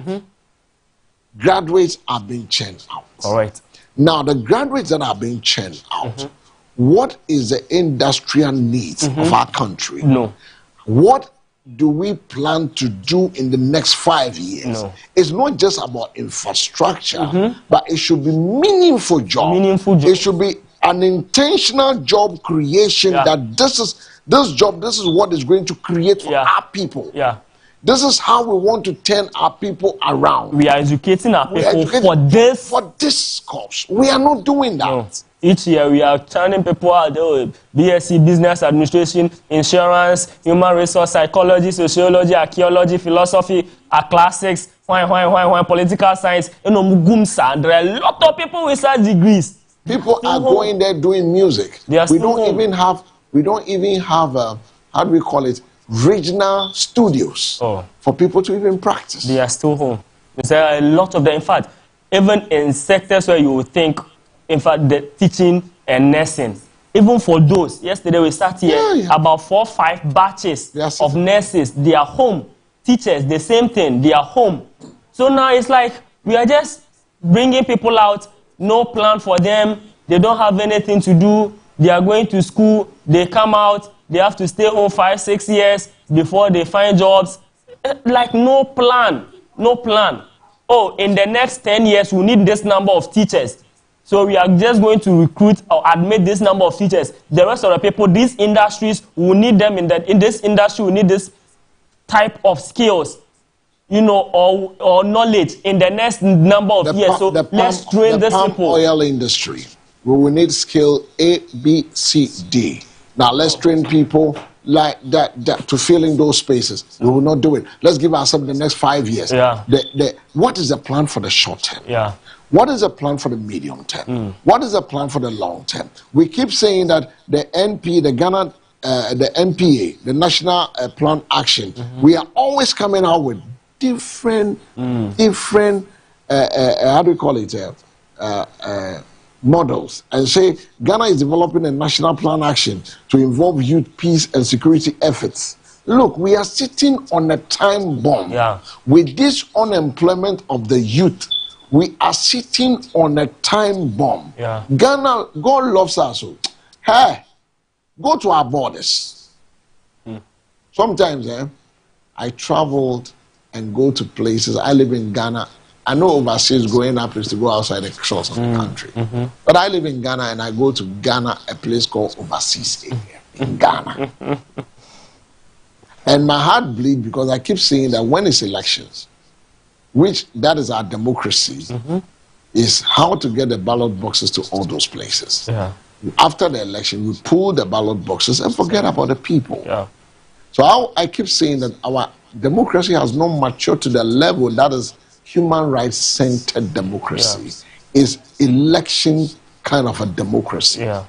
Voting is the only thing we vote. We do. We let new leaders take over. Peaceful transition, and that is it. That is it. It is not about development. But the development of the human centered is not there. It's not there. The development of the human rights aspect of our democracy, it is not there. It is a right to create jobs for the youth. Yeah. It is a right for them to access social welfare. It is their right to have education. It is their right that so somebody shouldn't do it as if when you do a road between a Nungwa station to the railway means that it's from your pocket. It is not from your pocket.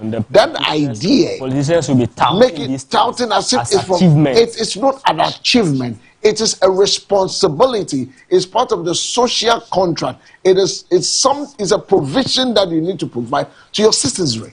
We should stop this rhetoric behavior of, this Ghana you do KVIP. Dear Crown I mean, dear, what is this? Whereas you can travel, you are doing a 4-hour journey. Let me use just Egypt. From Cairo to Port Said. It's a 4-hour journey. It's like Accra to Kumasi. Every 50 kilometers, you go. You meet a center. They have washrooms. They have a restaurant. So you have created jobs for people there. Every 50, you see organizers are there. You see a filling station, and there's security, and the roads are lit. You travel in the night, you are not scared. The roads are lit, there's security. You create jobs. No. So we're turning around. We'll be back with more. Just stay with us. We'll be going to Ayawaso and also be going to the launch of the International Women's Day in the Labadi Beach Hotel. So don't go away. There's more coming up.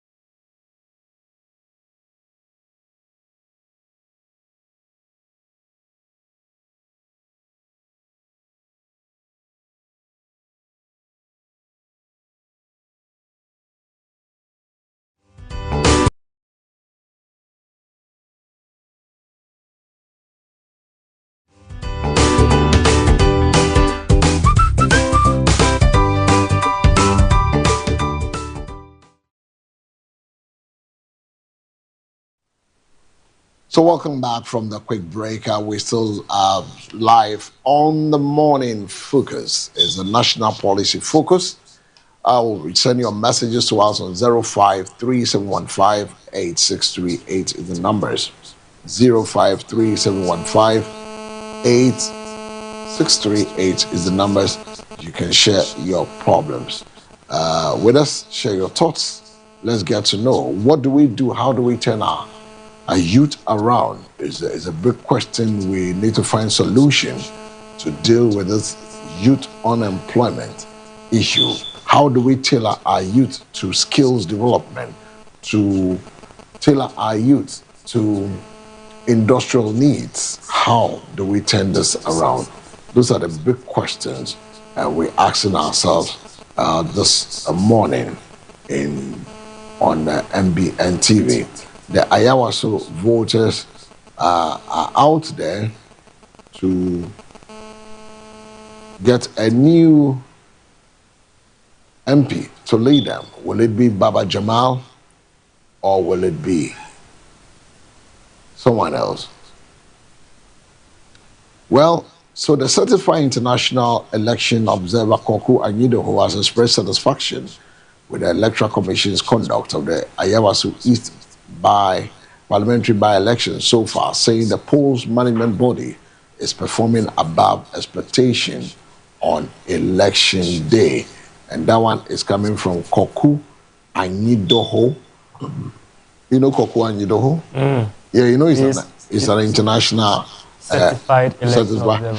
International observer when it comes to elections. So Koku is there, and Koku is saying, giving a thumbs up to the.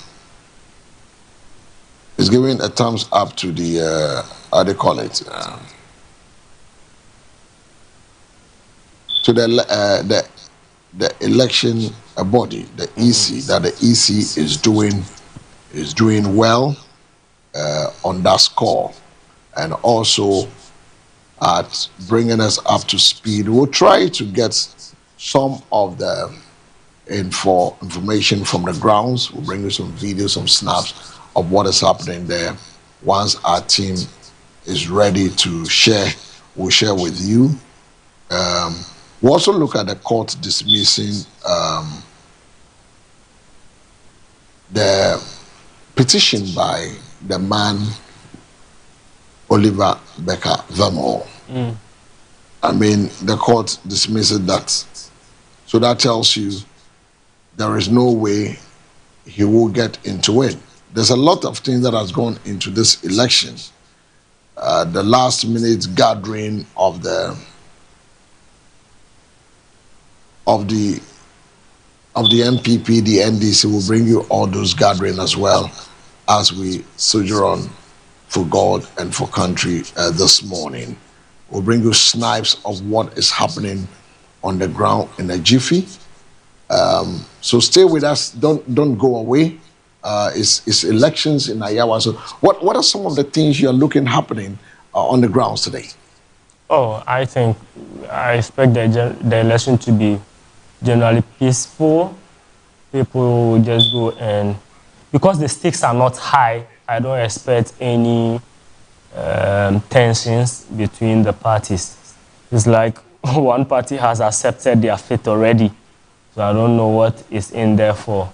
I expect the process to be peaceful, calm. I don't think we'll record any incidents, and I hope we do not. I expect the police to be on top of their game. And then, I mean, the process should be peaceful and a new member of parliament elected. I expect, of course, as Musa Dankwa, even though he failed the last time, because of... you think so? But of course, it's still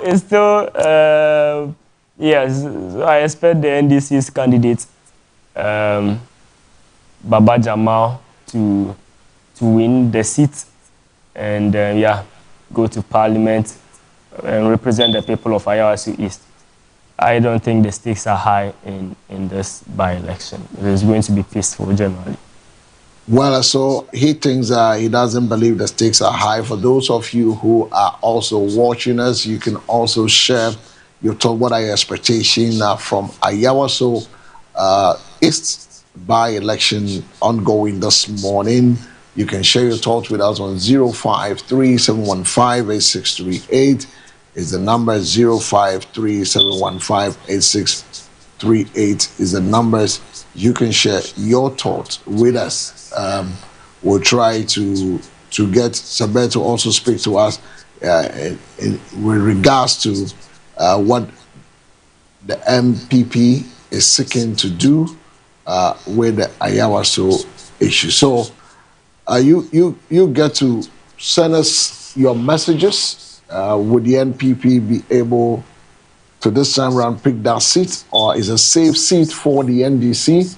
053-715-8638 is the numbers. We'll also be going to listen to Oliver after the court dismisses his petition just to get Baba Jamal off because of the issue that has to do with the vote buying during the primaries. But the court threw that matter away yesterday.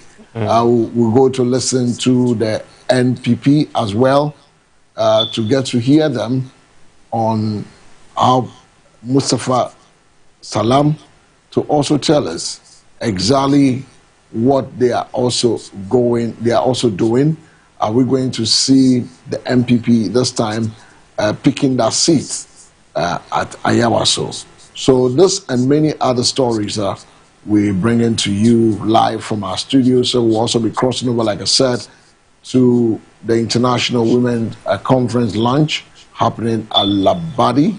Our team of reporters are also on the station to bring us up to speed with the happening on that score. So stay with us. Please don't go away. And then we'll be here. Is your election center where we'll bring you up to speed with the happenings from the place, from the grounds this morning. So share your thoughts as quickly as possible as we move on for God and for country this morning. 053-715-8638 is the number. 053-715-8638 is the numbers. Let's do some Ghanaian High Life. It's a Ghana month, and when we return, we go to Ayawaso.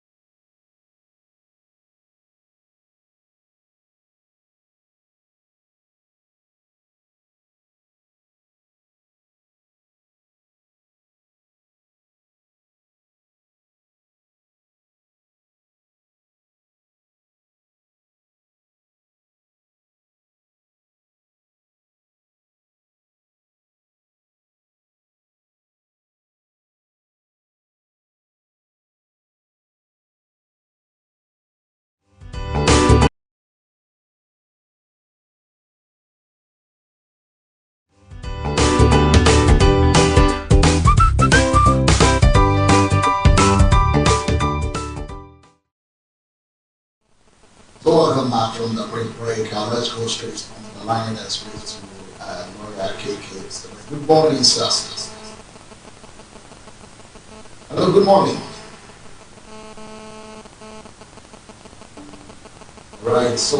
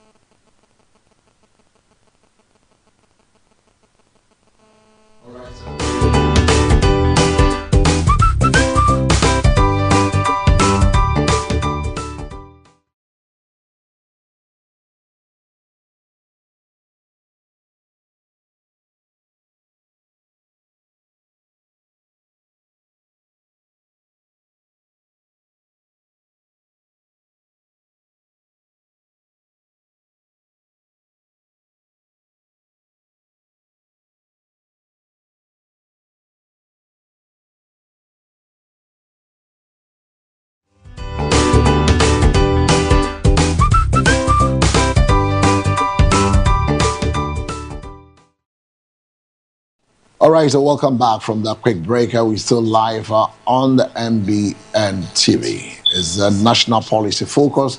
And we have on the line Lawyer KK Sebe. Good morning, sir. Hello, good morning. Good morning. I can hear you. Good morning. How are you doing? All is well, thank you. Yourself?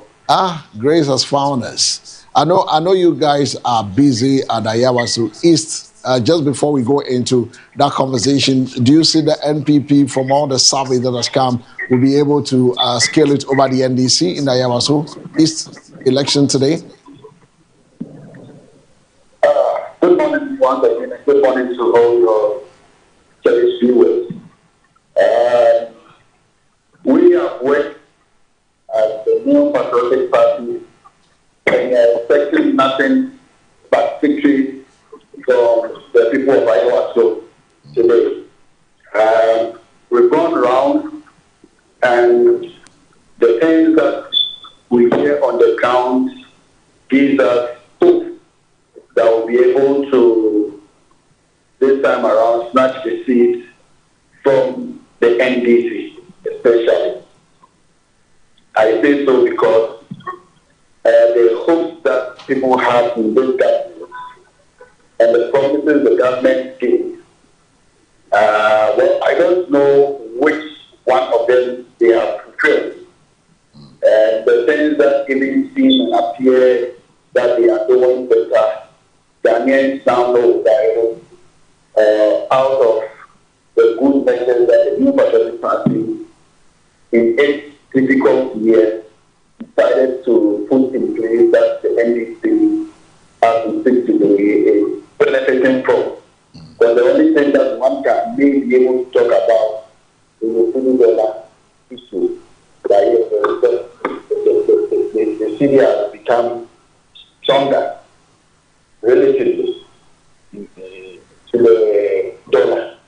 But now Ghanaians know that it's not because of any policy that the government put in place, but rather setting the gold reserve that through the ingenuity of Dr. Mahmoud Bawumia, the NPP decided to do that gold for oil, and then we decided to pile up our gold reserves.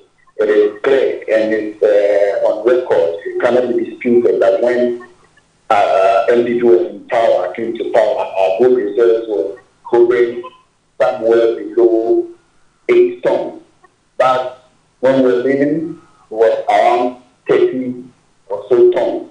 Now, as we speak, in less than a year, NDC sold virtually everything, and now we are hovering around 18 or 17 or 16, and they keep selling to shore up the city.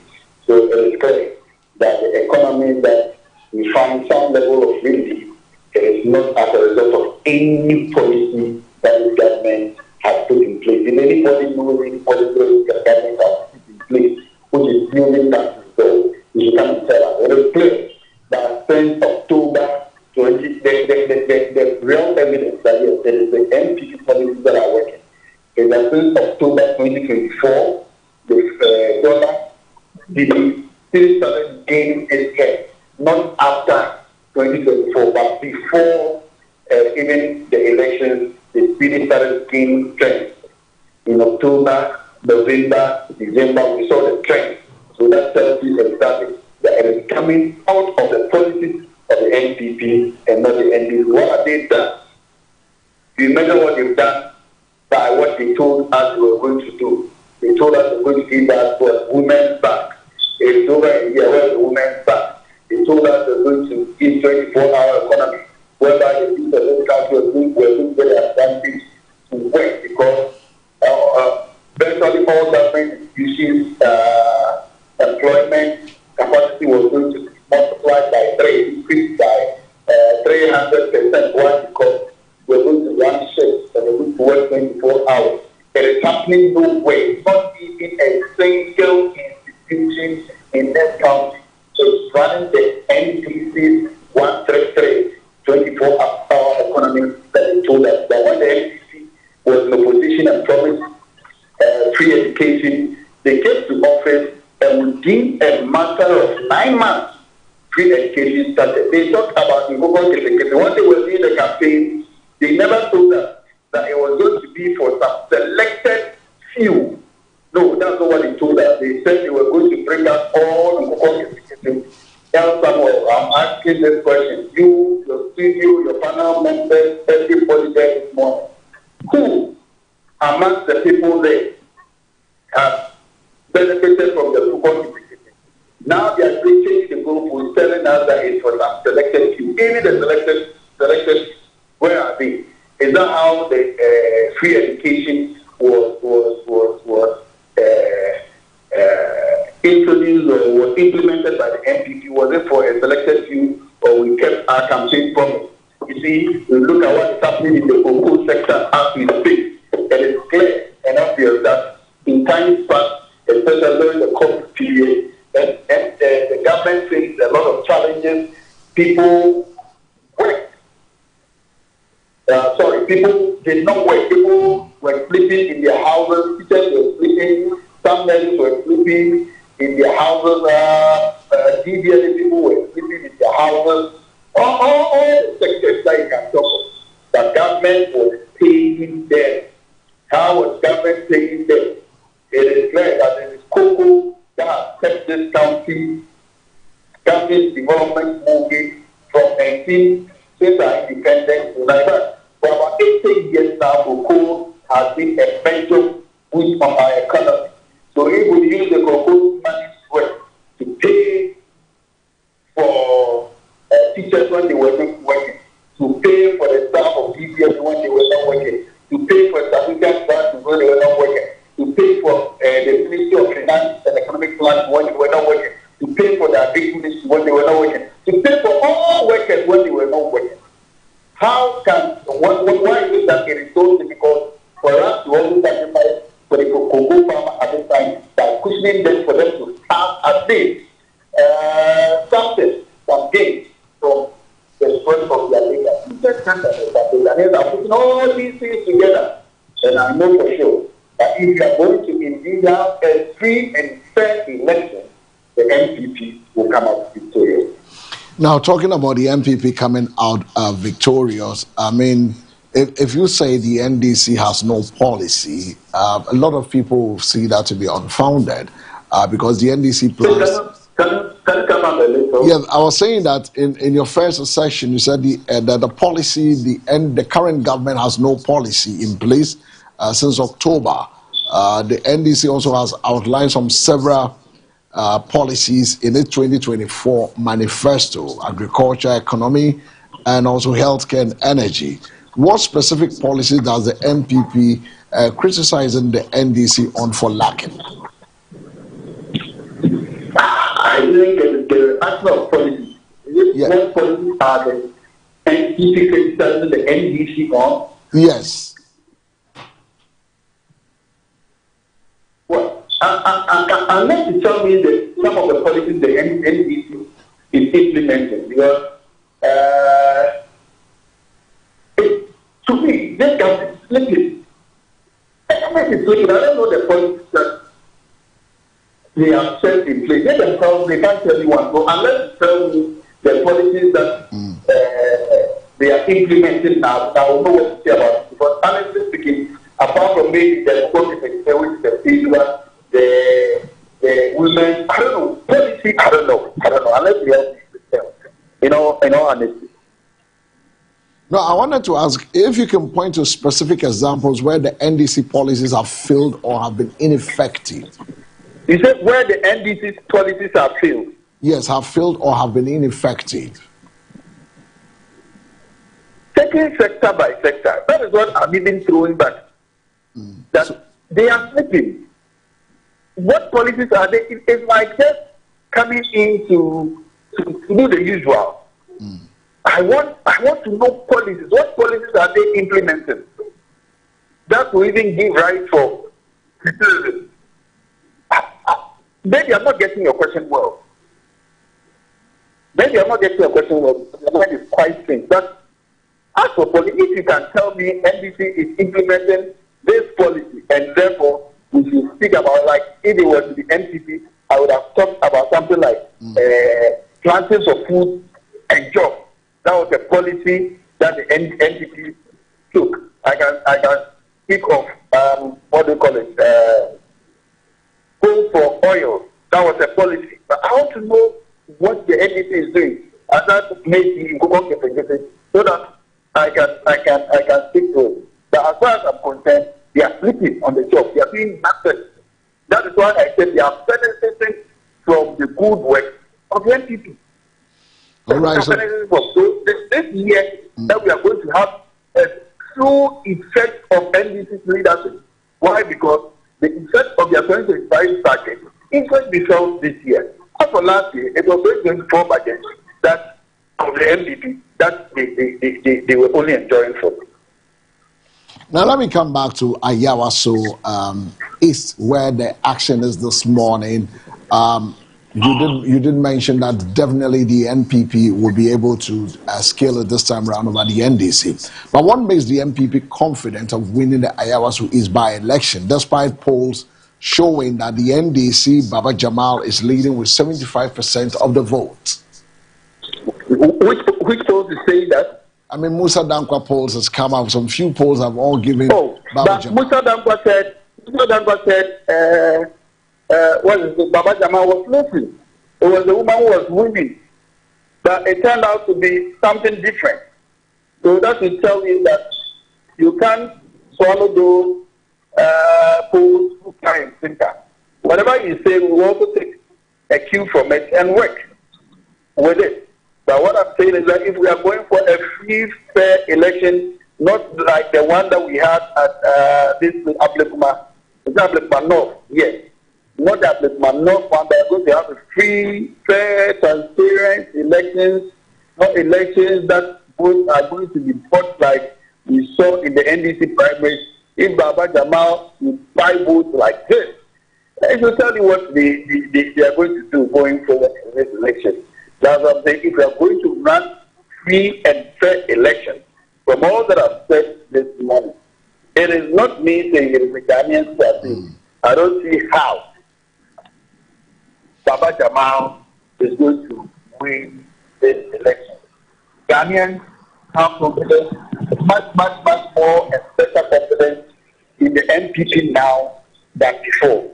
Why? Because they think that all that the NDC told them were just mere rhetoric and what we were slogans that we were just sharing about. But when it comes to the practical aspect of managing an economy, NDC has no clue. Now they talk of prices going down. Yes, some prices have gone down. These are, I should say, items that are being imported. And once the cedi gets stronger, certainly their prices will come down. But the question to ask, go to the market and ask the various people who sell the things that prices, we claim prices are stopped, whether they are making at much so as they used to make during the MPP days when the prices were higher. Go to these car dealers, go and find out. Yes, prices of cars have dropped, but are people buying as they could buy during MPP days when the prices were a bit higher? Certainly not. So it should tell you that these people cannot manage the economy well. They just take one aspect of the economy, run with it, and leave the other aspect.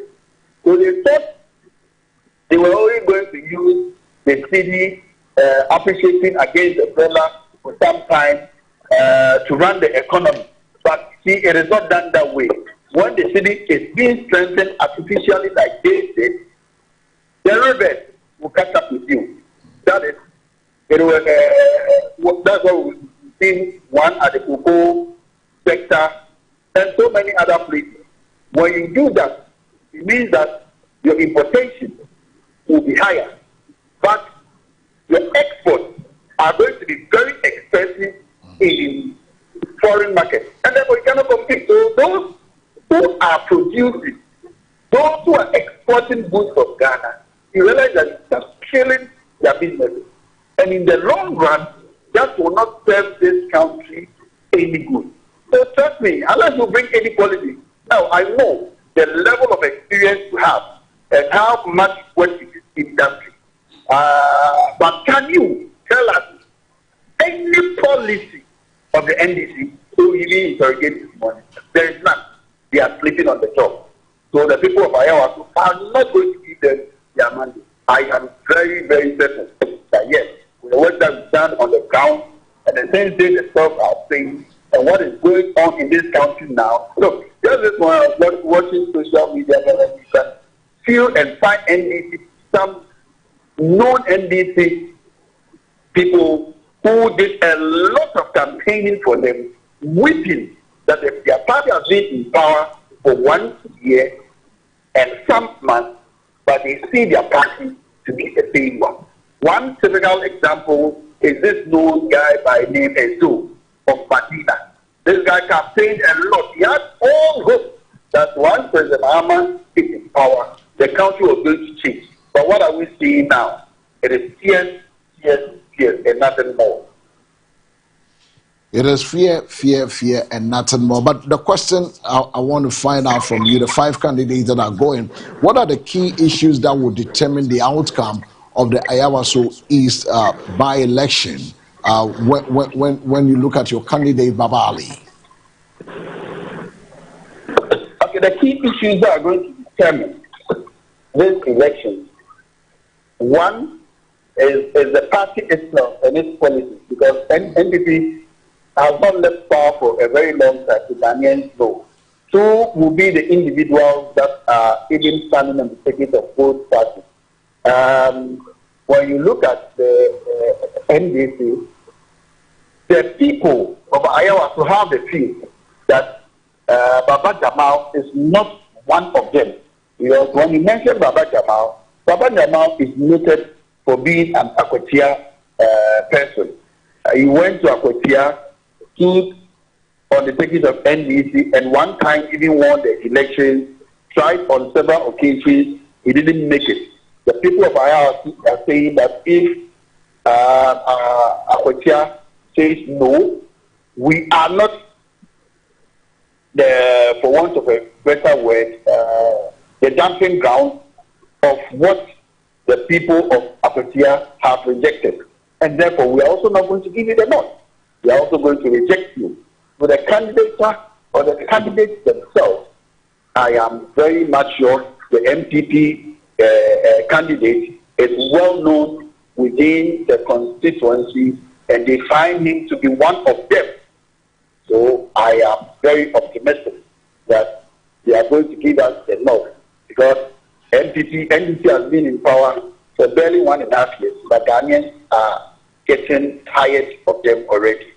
Looking at what this year, the fruit on which this year has commenced, and looking into the crystal ball, what is ahead of us, nobody will want the NDC to remain in power. Even look at Parliament.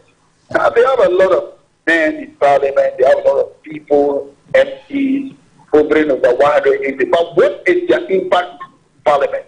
It appears even the mighty minority are the majority in parliament, because you hear their voices, they force their way through, and you can also attest to the level of wisdom when it comes to parliament and the speeches that are being related by the MPP candidates. For all these reasons, I am confident that the people of Ayawaso will give the MPP the chance to add up to their numbers in parliament today.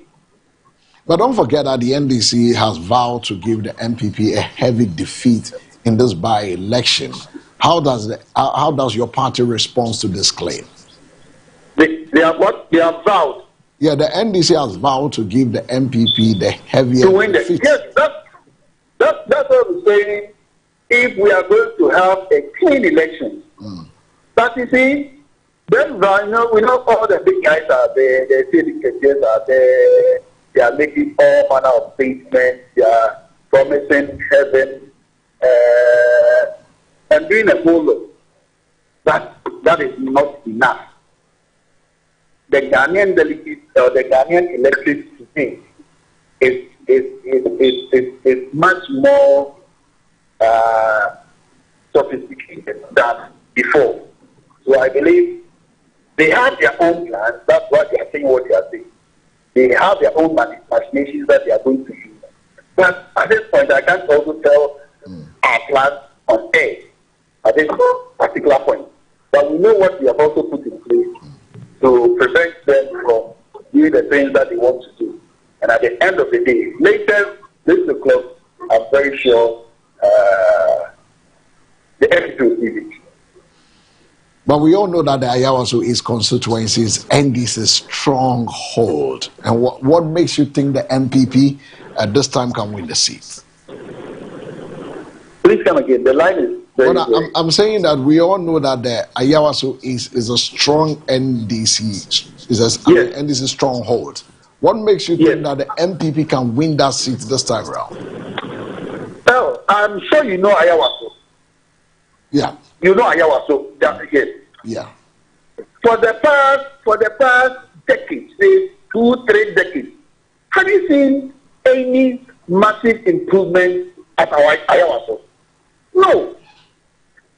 Ayawaso has remained Ayawaso ever since. And if they will even attest to any developmental projects like roads and other things, you can only attest to MPP. Not much has been done by the NDC. Ayawaso appears not to have a representation in parliament. At all. You know, the people are having a lot of developmental challenges, but they have a representation in parliament. You don't even hear of them unless probably a disaster or something happens. So Ayawaso needs a better representation. That is why this time around, they will try the NDP. Because for all these years, unless you are telling me that over the past 2-3 decades, Ayawaso has seen some tremendous improvement. The lifestyle of the people in there have improved. Nothing. Is it about water? Is it about electricity? Is it about their roads? Is it about the choke gutters? Do they have a representation? So in all these years, Ayawaso has been voting for you, but you only wait until there is a by-election. That probably you go to share some rice, some sugar and things in the name of Ramadan, but we know it goes by. That's what I'm trying to tell the people. So they have been represented by NDC for all these years, but there is nothing to write home about. So you believe it's now time? You believe it's time for a change? Sorry? I say you believe that it is now time for a change? Yes, it is time for a change. And they are going to change for the better. Changing for the better. Bernard, you have something for a lawyer? Yes, lawyer, thanks for joining us this morning. So it appears your party has already given up on Ayawaso East, given that you hardly even see them campaigning, unlike the NDC. The chairman was there campaigning with the candidate. The former chairman, Ofosu Ampofu, was there. Malik Basintale, the current deputy communications officer, with his Green Army. You could sense and see the NDC, campaigning across the constituency, but you hardly see the MPP. Is it that you have a different strategy we are not aware of? How are you confident that you are winning the seat when you are not even seen on the ground? Yes, brother, we are on the ground working. That's why I said we cannot put everything out there. You know what happened at Ayawaso, Ablekuma. You've learned our lessons from them. Oh.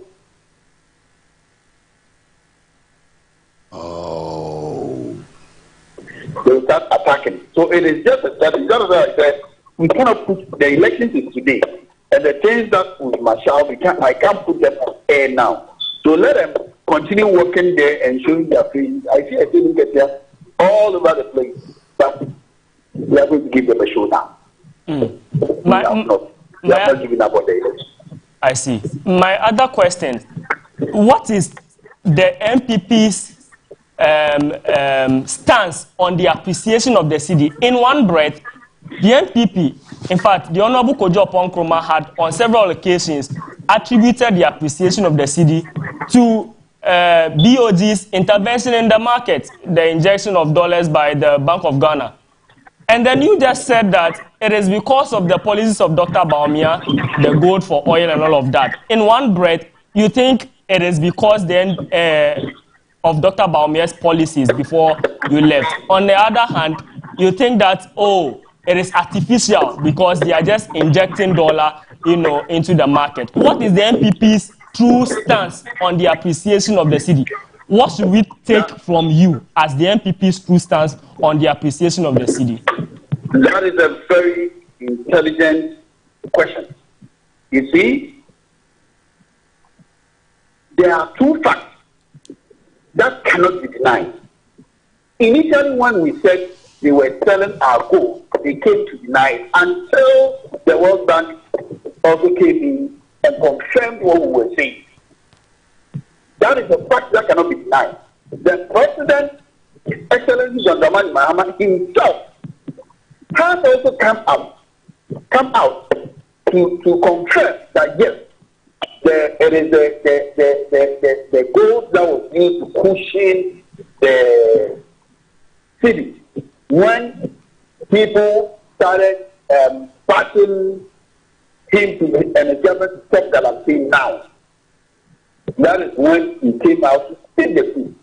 So there is no doubt about that. Point number two, check right now the Bank of Ghana figures, the dollar exchange rate, and tell me that the dollar did not start falling in October 2024. That is also a fact. From 17 cedis to a dollar, by the time we were leaving, it was around 14 point something to a dollar. So that is also a fact.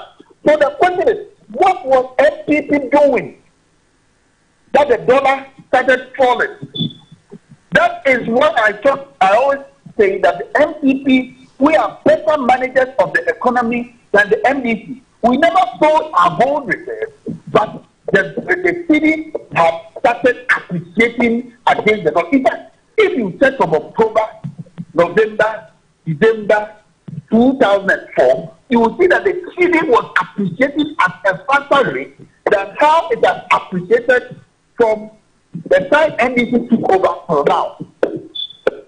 We were allowing the market to make its own determination by putting in proper measures. So I think just before the election, the then Bank of Ghana governor was asked the question about cedi dollar, the way the cedi was skyrocketing. He said that I am able to bring the cedi down to a single digit in 3 days, but the repercussions thereof will be dire, for which reason he will not do that. That is what the NDC have done, and they have done. That is what they have done. So it's all that we are saying. Both check the records and you find that they are true. Just that NDC tried to maintain what MPP was doing, but couldn't do it the way the MPP was doing, but rather decided to sell our gold reserve. Look, with the NPP, one dangerous thing that the media has not picked up, and which probably I'll draw attention to, but I don't know whether you even spoken about it. Look at what is happening in the education sector, especially the that's how I'll call it, that the health minister himself has given. Look, the Midwifery and Nursery College of Narilugu, the headmaster, has been suspended or interdicted or what? For what reason? Was a simple fact that he was given the task to admit 750 students. Listen to me very well, my brother. 750 students, because the government, that was the number the government could pay their allowance. But he ended up admitting over 2,750 students. See, MPP built the capacity in such a way that the school could now admit 3,000 of our youth to go and be trained. The MPP did not do that in back in the day. Also started the Agenda 111 so that after school they will get places to be employed. Now, NDC is in power. What is happening to Agenda 111? Nothing. So they are scared. Where are they going to if they admit all these 3,000? So a school with the capacity to admit 3,000 students, they've been instructed to admit 750. Why? Because they promised that they were going to continue the thing that they came to abolish, paying of nursing training allowance.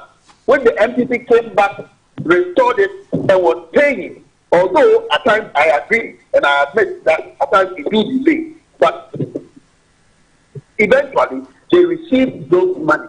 So you see, the MPP was admitting close to 3,000. Now you can say we should admit 750. While there is room, there is capacity. The health minister is not lamenting that probably they are overcrowded, there is no capacity and it's over. No. Say no, admit only 750. What kind of, that's why I say, they are very clueless. They have no proper and better understanding of the economy. And this Akando, in opposition, we had all manner of things that he said. Now in power, he is telling us. So if we are going to shortchange our own youth per every training institution, but about 2,000 spaces are going to go waste, my brother, where will we be? Lawyer, just to clarify something you said about the appreciation of the cedi. From October 2024 to December 2024, the cedi moved from 16.3 to 14.7, and that is roughly about 9.8% appreciation.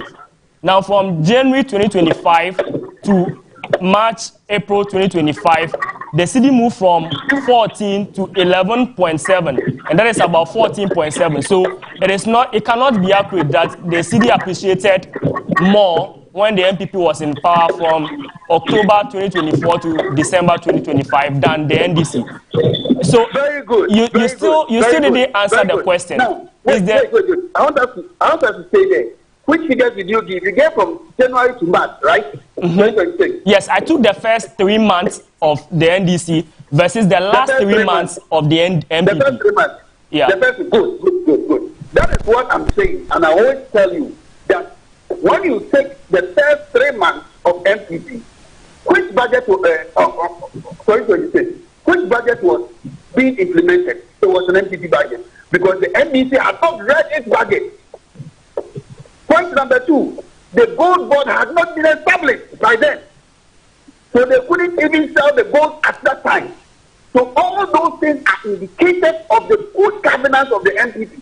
Now carry it from when the gold board was set up, carry it from when they started implementing their budget. And you see that the NPP appreciation of the cedi against the dollar, as I indicated earlier, it's far or far better than what we have experienced so far. Even with the time that they are throwing our gold into the system, selling it left, right, etc. So your point is very valid. I know it, and I know that that's January, February, March. So after March, do the calculations again. It fell to about 11 point something. Where are we? Are we not within the 10th rate after almost a year now? So what is the percentage change within the past this month? That is from October to March, when NPP's budget was being implemented. And compared to that, NPP will let you know that the NPP is the total waste of Ghana's time. Thank you, lawyer. So an event took place, I think, yesterday. The contributions of the center-right political ideology to Ghana's democracy. And the center-right happens to be the NPP. Please come again. Please come again. Yes, I was making reference to an event that was held, I think, yesterday. It was addressed by Osahin Alexander Fenyo-Markin. The contributions of the center-right philosophical ideology to Ghana's, political and democratic development. Would you want to say, given that the center-right philosophy is the NPP's ideology, would you want to say something about it? What do you think the NPP's philosophical thinking has contributed to Ghana's democratic development? I just didn't want to catch you, but I'm having a challenge hearing you so clearly. I heard you talk about an event that Osahene addressed yesterday. Yes, and it was on the NPP's philosophical ideas about being a center-right party, and what the contributions of that ideas have been to Ghana's democratic development. I wanted to know if you could share anything on it. What do you think that the NPP as a party, your center-right philosophical ideas have been to Ghana's democracy? Oh, okay. In fact, I couldn't pay attention to yesterday's event because of other things I was doing. So even as of the time I'm speaking now, I'm more listening to what Osahene has said. But if you want to know the contribution that the NPP has made to this country's development, political development, my brother, it is just massive. It is just massive. Because you see, we believe in the property-owned democracy. That is what times, I don't know the adjective to use, but let me say our opponents, let me use that way. Our opponents who cannot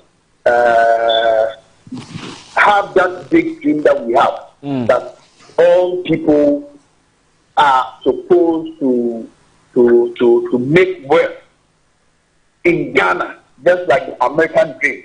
To me, it's quite pathetic.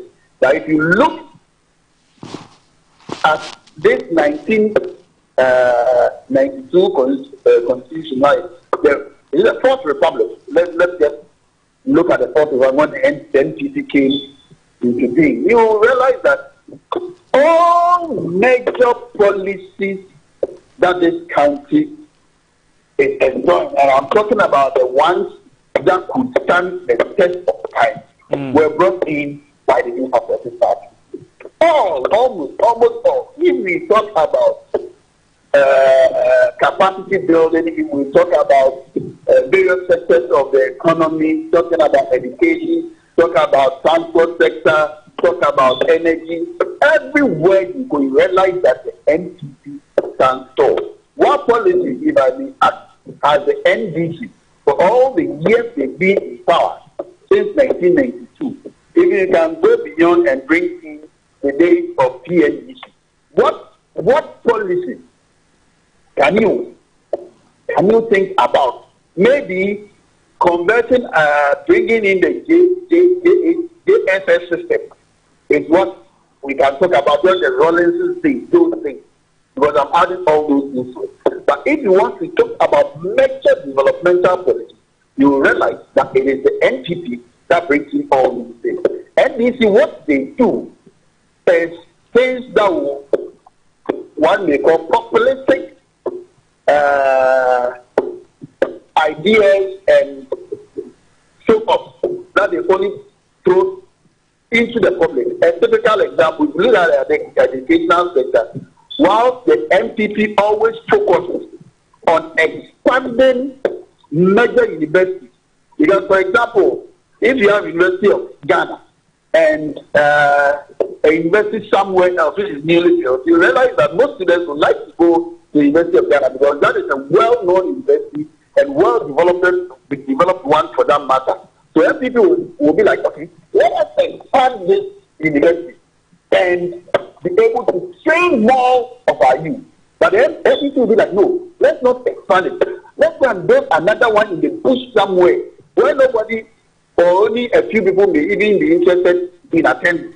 And they will come back and tell you that you MPP point us to one thing, one university that you built. We built this, we built that. But they've forgotten that we did some expansion. So me, I'll even applaud the president, although I know he's not going to do anything. But when the State of the Nation addressing the education sector, he made mention of expanding some schools, especially the second cycle schools. I think he says that he's going to upgrade it to grade A. The schools are going to be upgraded to B. Those things are good because those things are things that NPP believes in and work for, and not a matter of going to build these schools with some bullshit and other things that the students cannot even trek and go. So that is a good thing, but I know they are not going to do anything about it. But I applaud him for even acknowledging the fact that we can expand those schools and stuff like that. When we talk about the health industry, there is nothing bigger than national health insurance, and that was MPP. Education, free education, MPP. So you see, the MPP has really come to help this nation. It has come when the MPP is required to find the economy growing at faster rate. It is only, if you look at the Kufuor administration, look at the same thing, how the economy was doing. It is only the unforeseen challenge that we met, which was also so novel to the whole world, that brought us to our knees. But even with that, we turned around before leaving power. So the contribution of NPP in Ghana's politics cannot be underestimated. Bringing in philosophy, let me ask you this last question. The party, the NPP party, is noted as the party for the elite, party for the most educated, party of lawyers like yourself. But we looked at the data recently when you were having the Congress to elect the flag bearer and realized that most of the delegates were people who have not had higher education. They were GHS certificate holders, SHS certificate holders. For a party that is known as party for the elite, for the most educated, is the NPP worried that now your base and your delegates are more of people who are uneducated? Is the party worried, and is the party thinking of doing something about this? Yes, brother. I'll take it from two folds. When it comes to the delegates, you can't say much about that situation because a delegate, most of them, the larger chunk, about, let's say about 85% to about 90% of delegates are from the various polling stations. They are from the polling stations, and the way it has been designed, there is nothing that you can do about it. And when you are going to the polling stations, you are going down. You are going to polling stations, not constituency. So if I take my constituency, for example, we have over 100 polling stations within that constituency alone. So if now that place like a car, the police are so many. So let's even say 100 polling stations per constituency. We have 276 constituencies.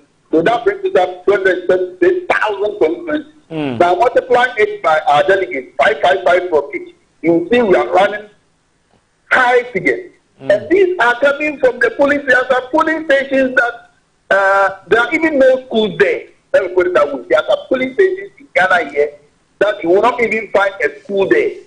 All that they are doing is farming and stuff like that. So at those places, you have no option.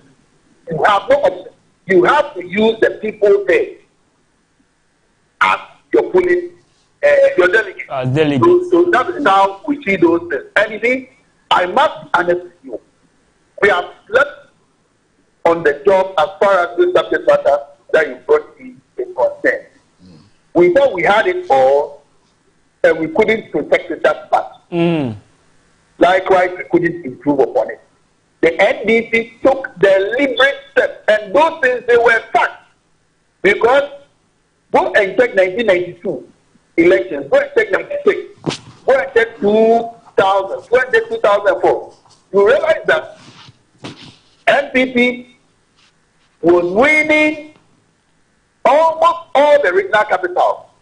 And when they were not even winning, they were doing better. Check the various tertiary institutions. Same thing was happening. Either MPP was winning all, or even at places. Take Hope, for example. That is not Hope to MPP. You realize that at the university, we were doing better. So the observation you made is true, and I agree. But the problem is that we took it lightly while the NDC decided to work at it. So places like Wisconsin University in Accra, NDC won. Legon, NDC won. Because they took pragmatic steps. Even with the lawyers, they have lawyers for NDC. They realized that, no, they are losing out in that market. So they decided to put proper measures to reverse that decision. And I can tell you for a fact that they done a good job on that. But we have that, what do you call it? Maybe complacency. Right already. So I am very optimistic that if our leaders are also going to put their hands to the wheel and deliberate, we'll be able to recapture what we've lost the NDC. It's a very, very, very, very good observation that is made, and it is true that the NDC today looks quite attractive to the elite class as well. But it is not this. We'll come back and we'll recapture. Thank you very much. Well, quite a lawyer, that's a good conversation this morning with you. And I know your party is gearing itself up for re-party organization after your primaries, and then you've elected Dr. Mahmoud Bawumia going forward. We know with parties, it evolves as time goes on. And so I think you have evolved to this level, and then definitely you want to go back and re-engage and then come back again stronger as we go forward, try to build these nations together. But finally, just before you take leave of, you have promised us that the NPP is winning the Ayawaso East for the first time. So I've tailored it on record that right after the elections, we'll get back to you to find out if the NPP won or lost, whichever way, we'll get back to you on that score. But I want to pick your thought just 1 minute. What do you make of the President's State of the Nation's address in respective of education, health, and then the economy? Just 1 minute. Would you score the President that he did so well, or would you still say that the President is still working with the NPP policy? Was that L speaking? Yeah, this is L. Please, can you summarize what you just said, because it was very clear. I could hear the other gentleman. Then I was asking you that now that your party has evolved to the level you have evolved yourself to be, we know with time parties evolve, right?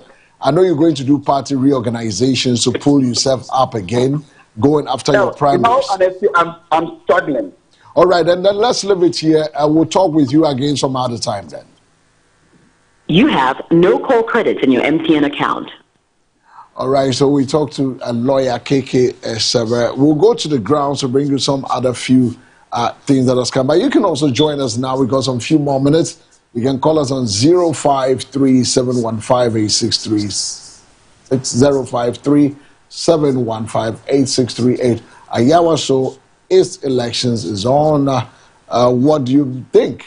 Will the NDC be able to pick their seat again, retain it, or will it from Sebe, it will shift to the Akam this time? I don't know what they have done differently that makes the MPP. But 5 candidates are vying for Ayawa. So Baba Jamal for the NDC is a Baba Jamal Mohammed Ahmed.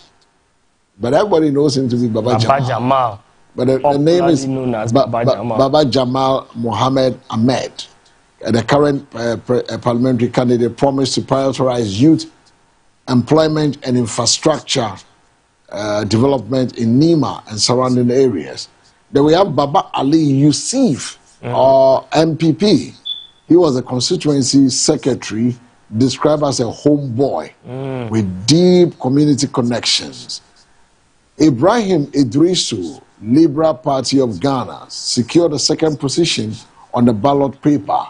And then we have Muhammad Omar Sanda, independent, a former NDC member, contesting after calls from residents. Then the resident asked him to go. Oh, Mr. L, I know. After deeper and wider consultation. And now the party calling, the constituency calling to go. And now the results will actually tell whether indeed. They said the constituency, the people. Oh, Mr. L. And the people call him to come. Indeed, community no say. If the community says the vote will tell. I don't know. The constituency, no. NDC. Sometimes we make some moves to just destroy our political, because we say a one, which is the case. Me, I believe a one. Can you come back to join the NDC? Yeah. No more Pamuno sit and join the NDC. 053715868. Numbers are also due to me a friend now pay. Any after train come MBN TV. The Mayan Tonka. I was so issues that has to do with our youth in terms of employment and also about some. Niama Ekokoso Ewo Amanone Ebine Vansay Israel, US, Iran. Some Ekokoso and also Edaho. I definitely know. Ebema Vansay Fango and Niama no prices because but Abansi Yentemuchuku, MPA. I'm saying more fan will be 5. That 5 weeks, no moon to be in Cajon. Say, Annie, I was listening to the director of research for NPA, and he made a point that for even the lines that supply Ghana is the same line that supply Nigeria. Yeah. But because Dangote is producing, it is refining, Nigeria is not, picking the oil. So they have reduced the number of, offtake.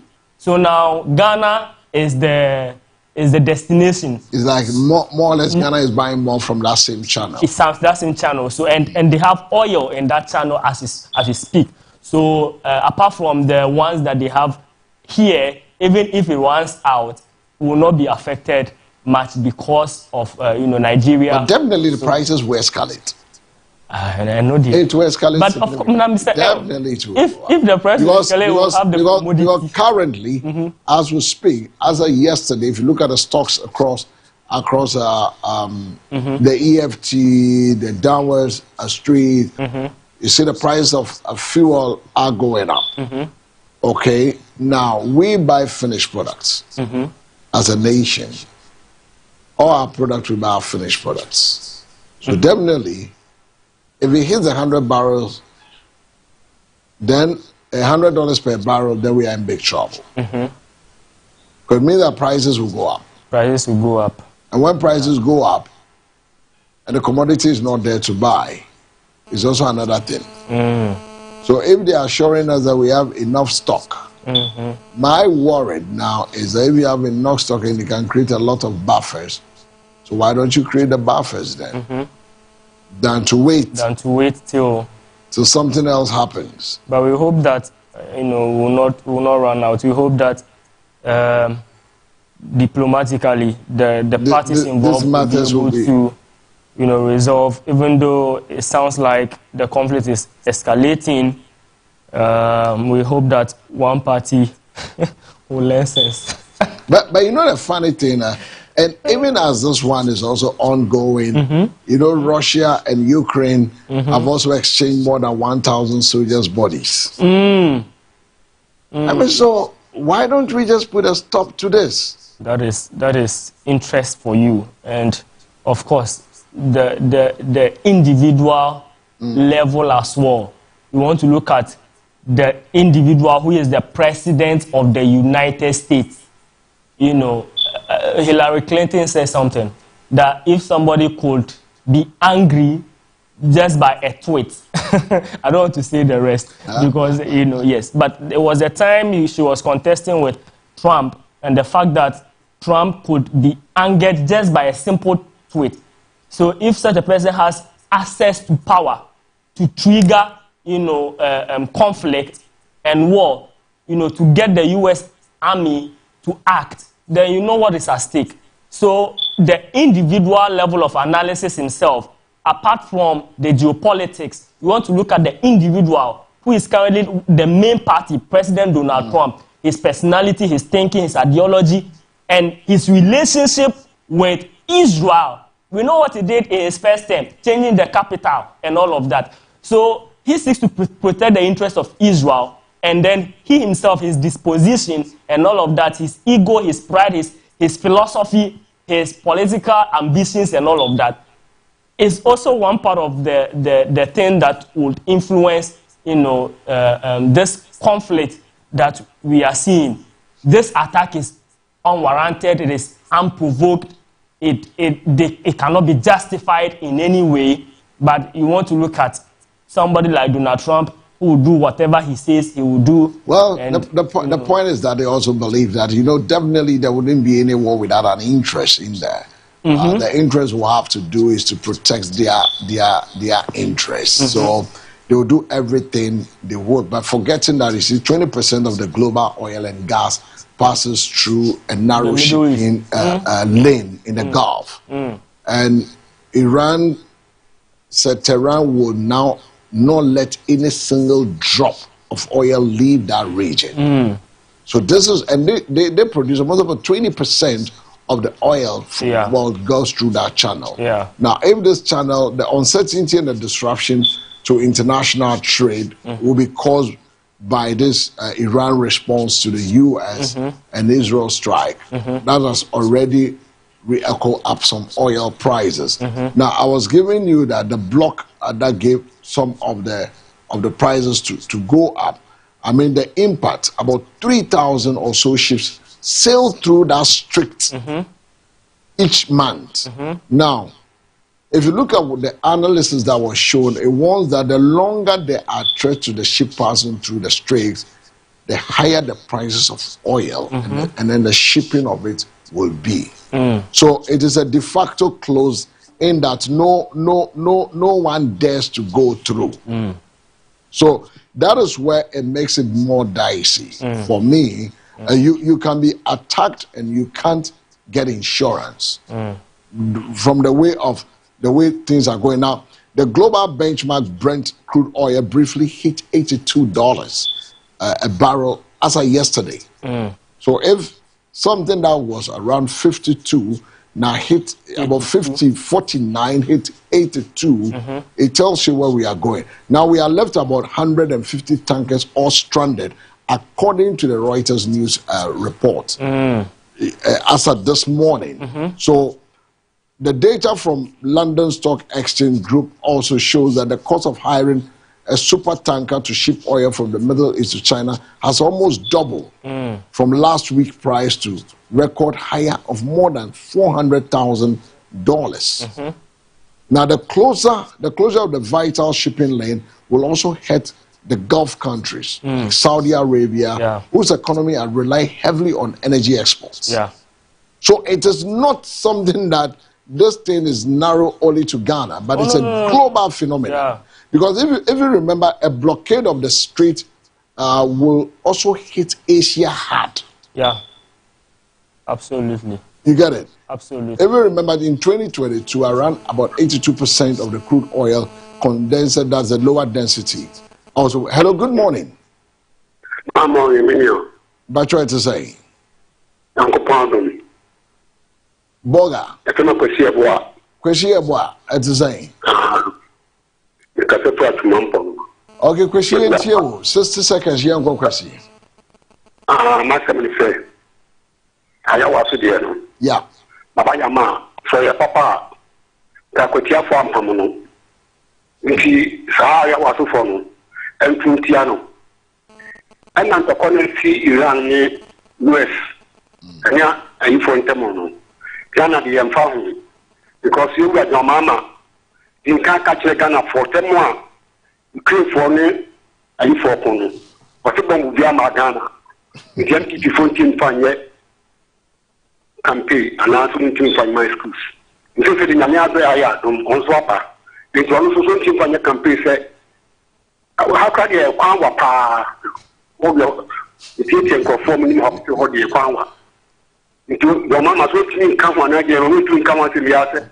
And we came up a drop also because only thing how can you opposition or say clean a point of pattern. Bomb be a Magana, Sana bomb be a Magana. It's petrol also want to a man make a cook for the Indian. Facing the same and parent, then club for the bedroom, you know, and pay the frame. And I get tossing you know, yes, I like bay, Biapa, in Tuntia like bay. I know crime against me, yellow. In some Kenya, the Bible station or to be able to move a Kenyan a year to ma. A blocker, I can also a copy matrimony coon in a Gemba, the Kenya producer. I didn't know your mamma will be so as my telling not in contemporary by. That was also custom this of God who call you ready. I didn't know some contempo. She don't go to Parliament to pick and cook on water. Also, pay to my 1 billion. I know, and a partner, and go getting one another. All right, yes, yeah, that's your question for joining us. 0537158638 is the numbers, and numbers are also be to me. Any attrition come on and now pay a Yamaso East by elections are air coastal. Agents, you ever cross it over to Labadi Beach. Reporter, friends, and now Jama Odota, and so I was standby there. But Sheniama air coastal eventually American warships are escorting some other vessels to use the channel to go. But there are alternative routes offset the blockade. Now, somebody will ask, does Iran have what it takes to block that channel?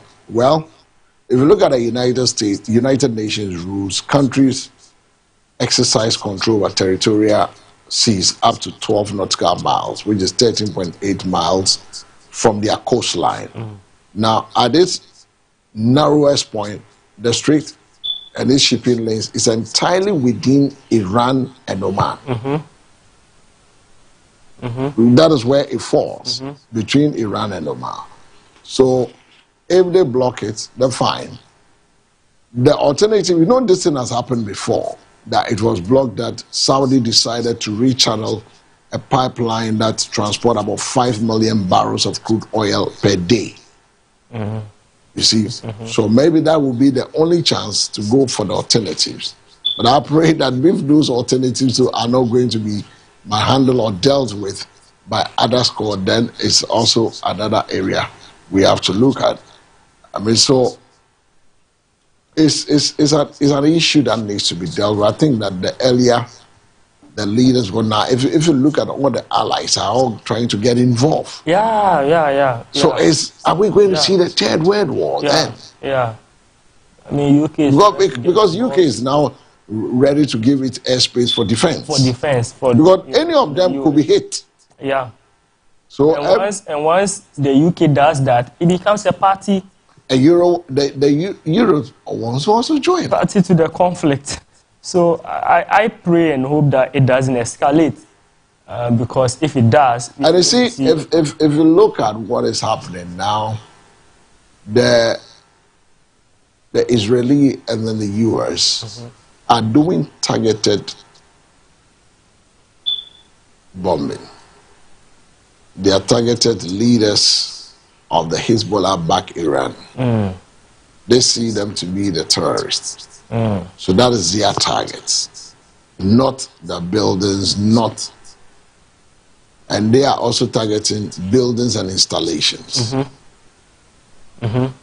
Is it that they have so much? Yeah, we maybe a comedy entity. We just hope that this Iran-backed Hezbollah, Hamas, and there's this other one, they don't also join. No, already we know that the Hezbollah are supported by the Iranians. They run it. Okay, so now the wife of the Khamenei also passed yesterday. Oh, she was killed?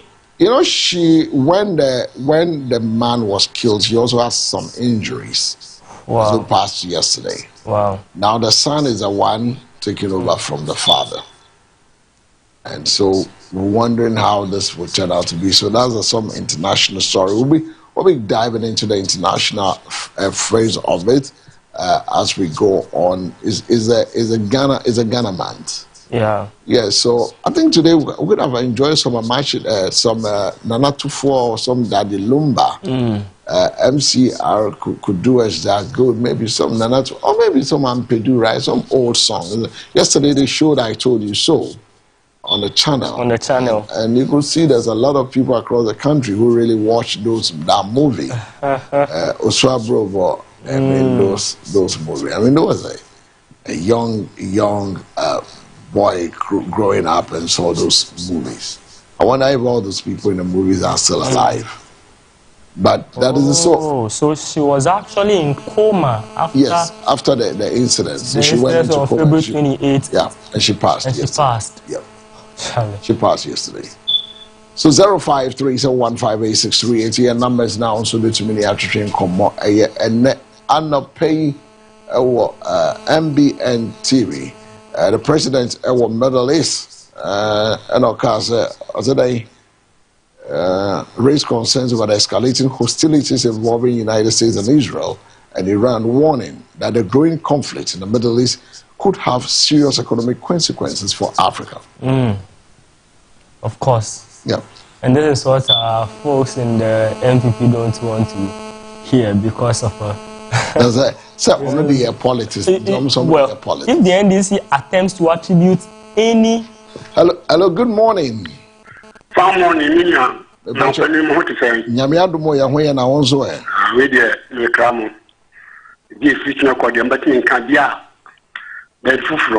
Yo. Na menu oman the koba na po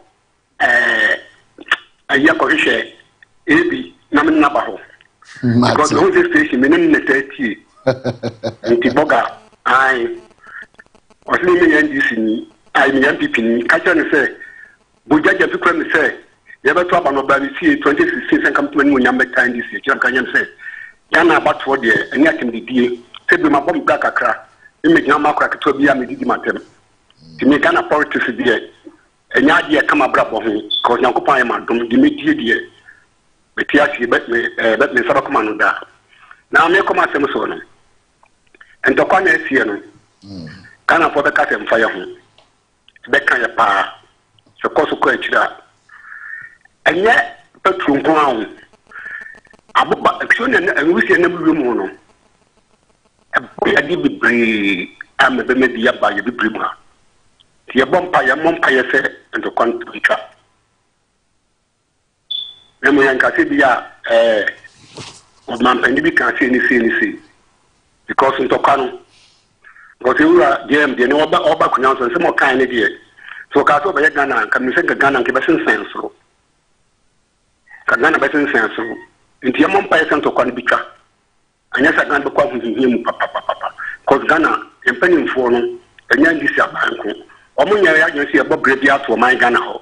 Omuba do be tie because I call young people near DC. The bar see where this guy by election now we dey near kukukuku and yanchi obi anwa ogi Ghana sika election. The 2 million ko you mean and kidin ka kire. The Ghana sika o young people na dey ordinary free. O young people na dey ordinary free. The empire sent to contributor because o man penny o be ba man ko funi edumanye. Oko pegma bo man mo ase nkoko nketenkete emi na portrait fan de bia me fon portrait fan for wo ha abreche ni ben broni ben be say mistake we so bit ni church nkoko yen no broni ben ko de tan ko papa wo ya panni sam meti we na me ko pe obi a woni maduma bi ehun ni mdiye nam de aman saje ade obi no ya portrait fan mo a woman is ko bit ma yen nkoko no ama aduma bo man mam na fani padodo o kakra bi bia ase ko ka pad I don't know on fancy factory no scano. Na obia want to so mo bia ntimi to bi. No yi pe bi so nko na de ma wo mo. We ya djuma. Akọjuduma nko no mo ye because bia no on pe de bombo to mu. O pe bia Ghana president bi o be bia o pe de bombo to. Onya de wagi ni bi o pe de o ba to ni quick na je nfa so.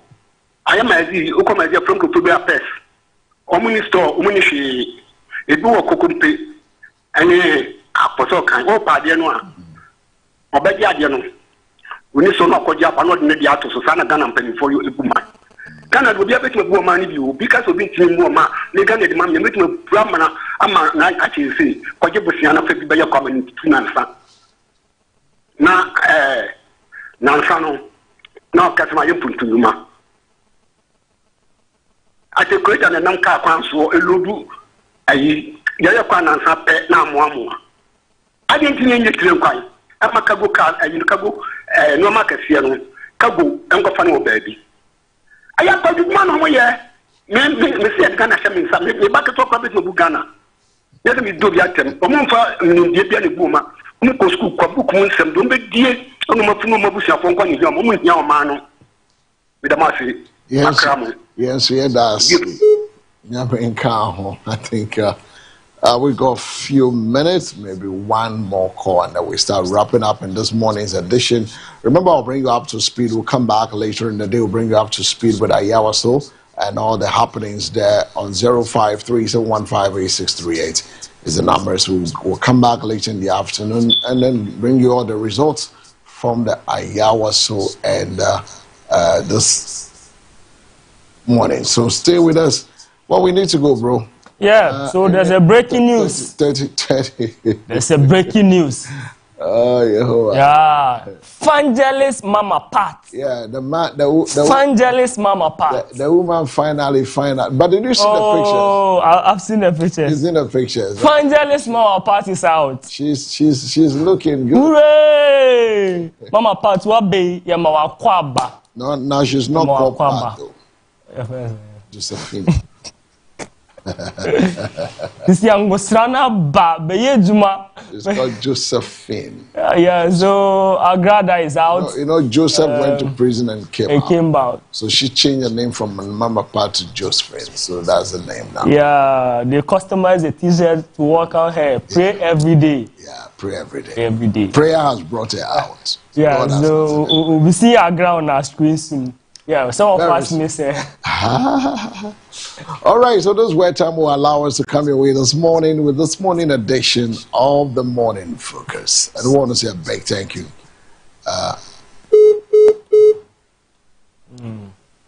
All right, so let's go to Ayawa. So first, let's listen to the MPP, Salam Mustafa, the National Youth Organizer. Indeed, we have had a very good run in terms of campaign in the Ayawaso East constituency. We adopted a certain strategy as far as the by-election is concerned. So if you notice, we didn't come into the constituency with a lot of noise and razzmatazz.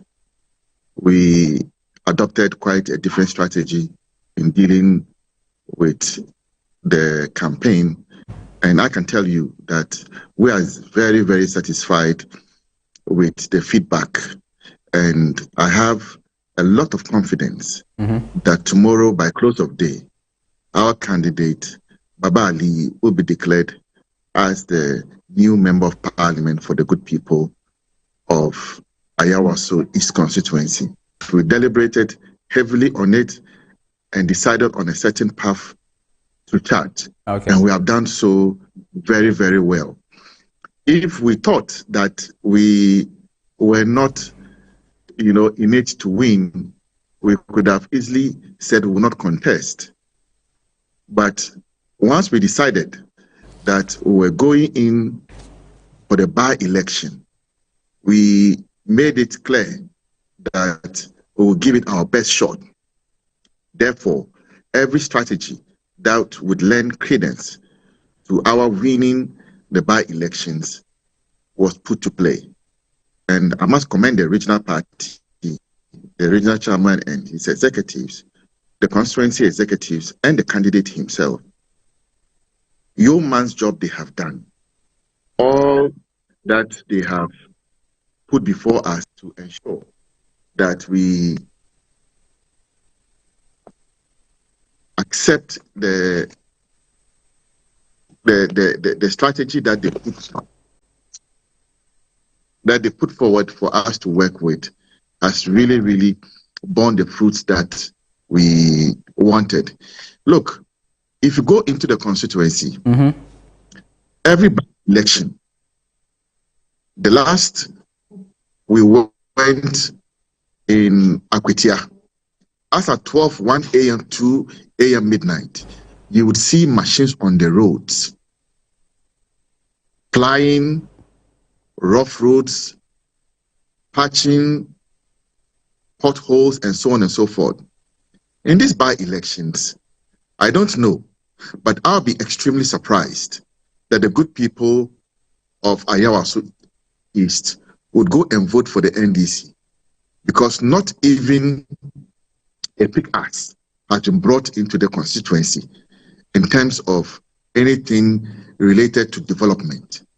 Clearly, this is a constituency they have taken for granted. And I think that the people have taken notice of some of these things.